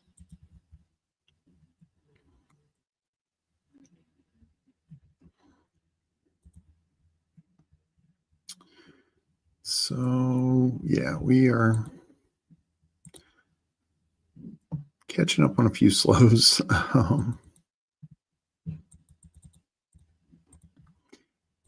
Under 25 minutes is not great. But I appreciate everyone for joining me. I know Candyman's streaming now, so definitely when we're done, I'm going to be jumping over there. But thank you all for joining me. Thanks for the likes, the support. Really appreciate it. We got a lot planned for the season, for the rest of best ball. Won't be streaming tomorrow.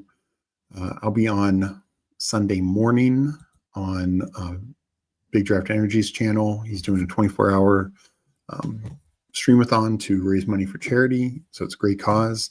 I'll be on at 9. Huckleberry, I'll still be here for another 10 minutes finishing up this draft, but just wanted to do some housekeeping. I'll be on at 9 a.m. Eastern time. And I think Huames is joining at some point. Not during while I'm on. I think he's on some other time. But definitely either catch it live or catch the stream at some point. I'm on the clock. I should pay attention.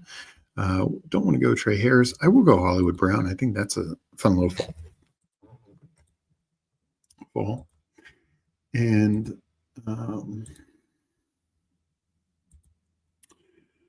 so yeah, I'll be on at 9 a.m. I might do a stream on Fanspeak later in the day. Not sure yet. And then we'll be back to the grind on Monday, when Monday has the doubleheader of Jeopardy that night. First, the PPR Tyler and Neil Orfield semifinal match, and then right after that is going to be the finals match. I think it's just the way the schedule worked out for people. So really looking forward to that. That should be a lot of fun and really good. So it'll be like 2 hours worth of Jeopardy Monday night.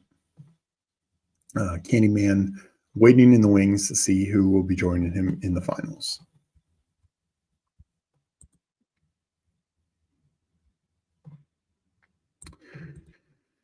But appreciate you joining, Huckleberry. Glad you're back drafting these last couple weeks. Getting up at 3 a.m. Eastern, an hour before I go to work. Wow, nice. That is some dedication. I will probably not be checking. I'll be checking out that stream periodically, but not at that time. I can pretty much guarantee. Let's go, Janu. That's a little stack. I can stop at 2 tight ends with Andrews and Janu. So we were down to just a couple of receivers, I feel like. Probably 3 more receivers, right? 17. No, wait, no, in my head, I was thinking 18 picks. Yeah, no, I have more picks. So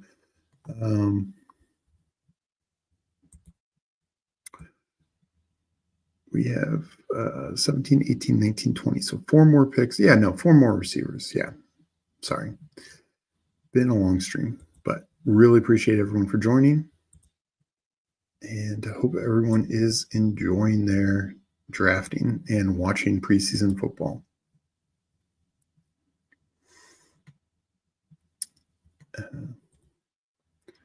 Nice. No, that's good. Jane Blue tweaked an ankle, trying to end my night. Oof. Wow. Well, I appreciate you telling me, because I probably would have taken him in a bunch of slows right now, because I'm just kind of taking whatever is top of board.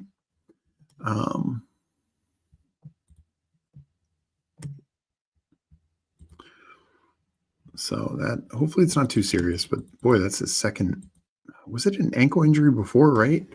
Wonder if it's the same ankle. Because that was right before the first preseason game, and so he missed the last couple weeks.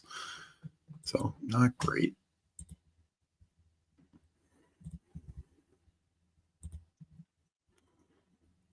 Just so you might not want to go over to Candyman's stream. I know he's a big, of course, Texas guy, big Jane Blue guy, so he's probably not too happy right now. But no, seriously, go support Candyman. Go support all the good streamers out there. We all have fun enjoying talking ball, doing drafts together. And we thank everyone for watching and listening to us. Who I'm saying there's a bruised heel originally. Yeah, that's right. I thought there was, and they mentioned an ankle at some point, but yeah, either way, not ideal. In the QJ fall is a little stack. Yeah, I'll do it. And this is, Williams and I have talked about this before, this is the contest where like some of the suspended guys, some of the injured guys, because you only need to count on 2 receivers every week. Like it's very easy to never have to count on more than 2 receivers. You know, these running backs are hitting as expected. It's going to be very rare, and I'm still going to have plenty of receivers. So yeah, QJ, even if he needs to miss week 1, miss week 2, same with Hollywood, Shakir, like honestly, I'm fine.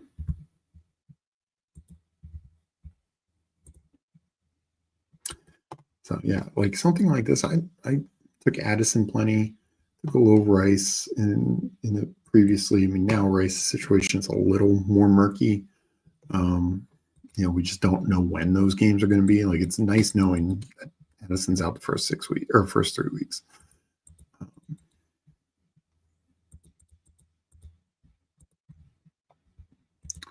So I'm back on the clock. Looking receiver, we will just go my guy Slayton, because like I said, I have some guys who are a little questionable early on. Slayton, he's past the undisclosed injury, which is good. I mean, never like an undisclosed injury, but I don't think there's any issues with Slayton.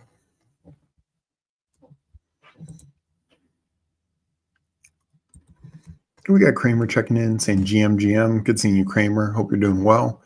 I'm in a Superflex pug right now.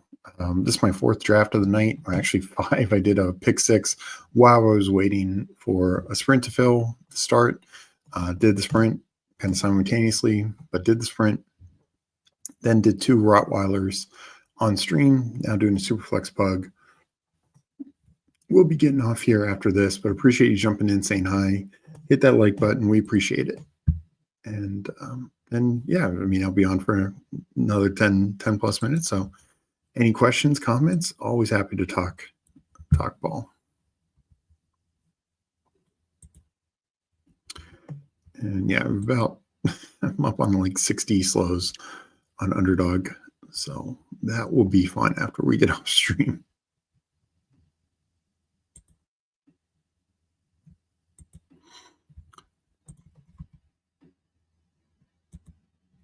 And coming up in 2 picks.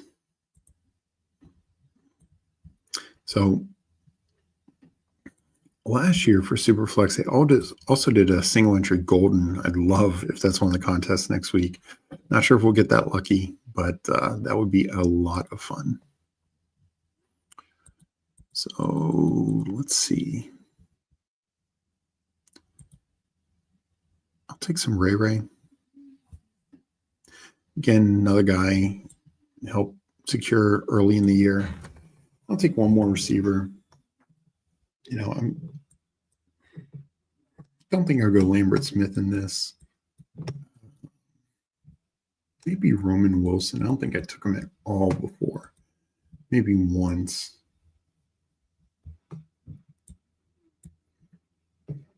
I already have Rodgers double stacked. I don't know if I need a triple stack Rodgers. Josh Reynolds could be fun. Donnie Mitchell, Trey Tucker. Guarantee I had 0 Trey Tucker in the other super flexes.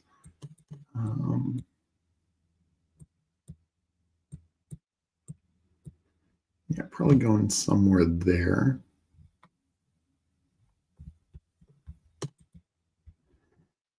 Interesting there. You know, tight end used to drive so quickly now. It's interesting to see in 20th round, these guys still there.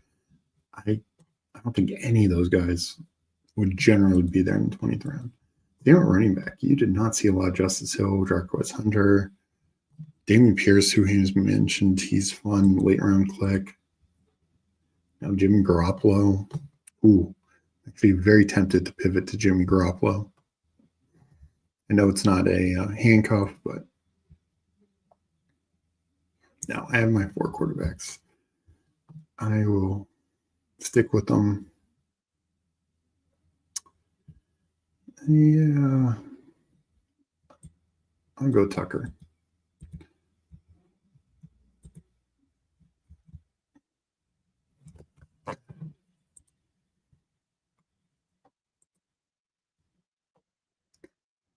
So we are wrapping up this one. I don't believe there's anyone in stream in this draft.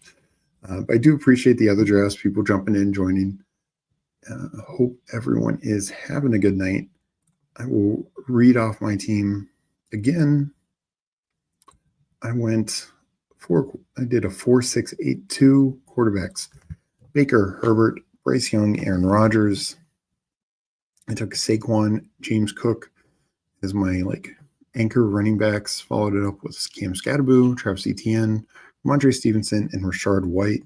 Got falls on both Stevenson and White, according to their ADPs. And then took Worthy, DK Metcalf, Khalil Shakir, Hollywood Brown, Quentin Johnston, Darius Slayton, Ray McLeod, Trey Tucker, Mark Andrews, Jonnu Smith, tight end. So, receivers thin. There's no question about that.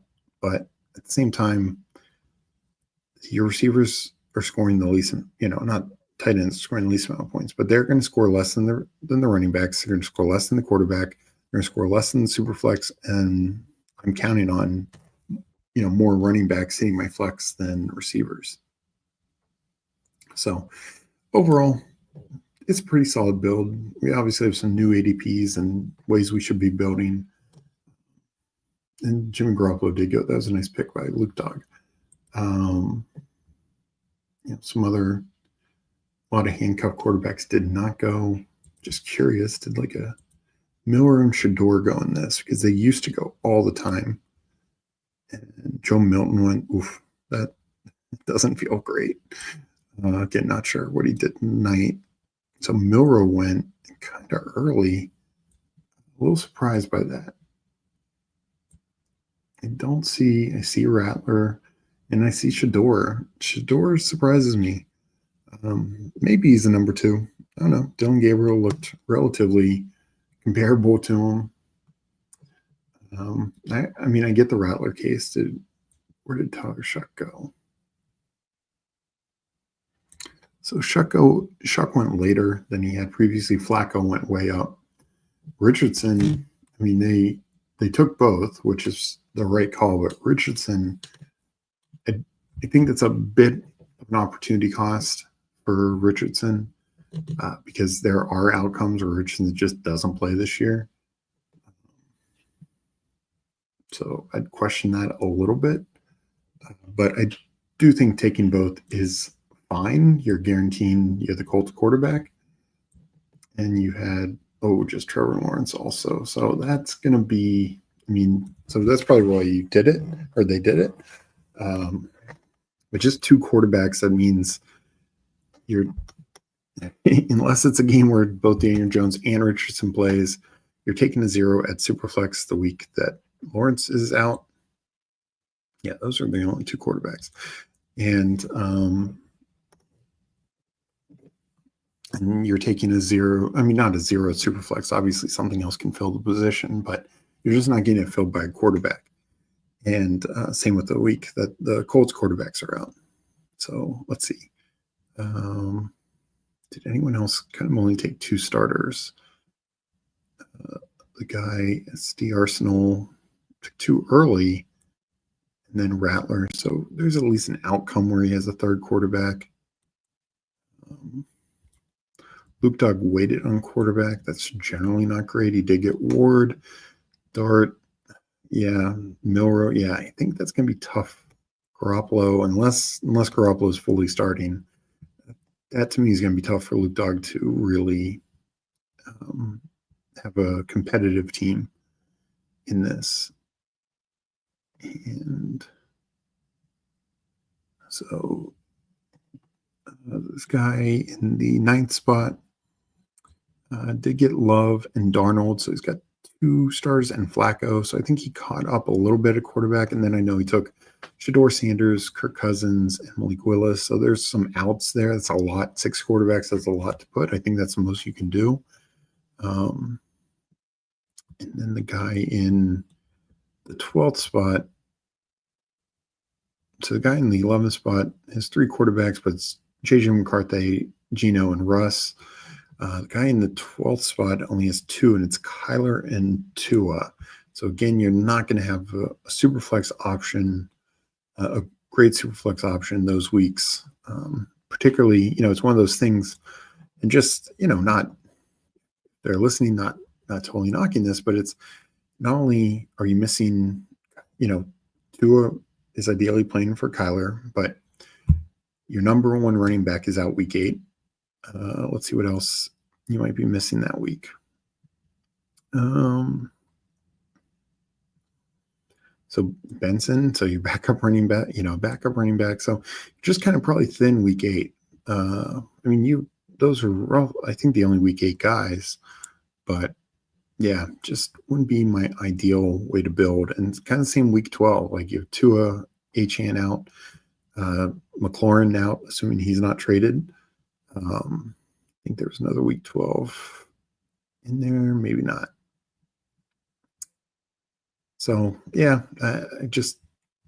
I don't think that will end up being competitive enough. Maybe Tua and Murray are both like top 6 quarterbacks, top 8 quarterbacks, and it pans out that way. But I think it's going to be tougher. So if you're doing Superflex, I would not go down that road. Milton threw a touchdown, ran one. Well, sounds like his most impressive showing of the preseason. Anyways, appreciate everyone for joining me. Appreciate the chat for keeping me updated on preseason. All the likes, all the support. Don't forget to comment on this episode afterwards. We really appreciate it. It really helps us out. Hope everyone has a good night. Enjoy drafting, and I will catch you next time. Peace.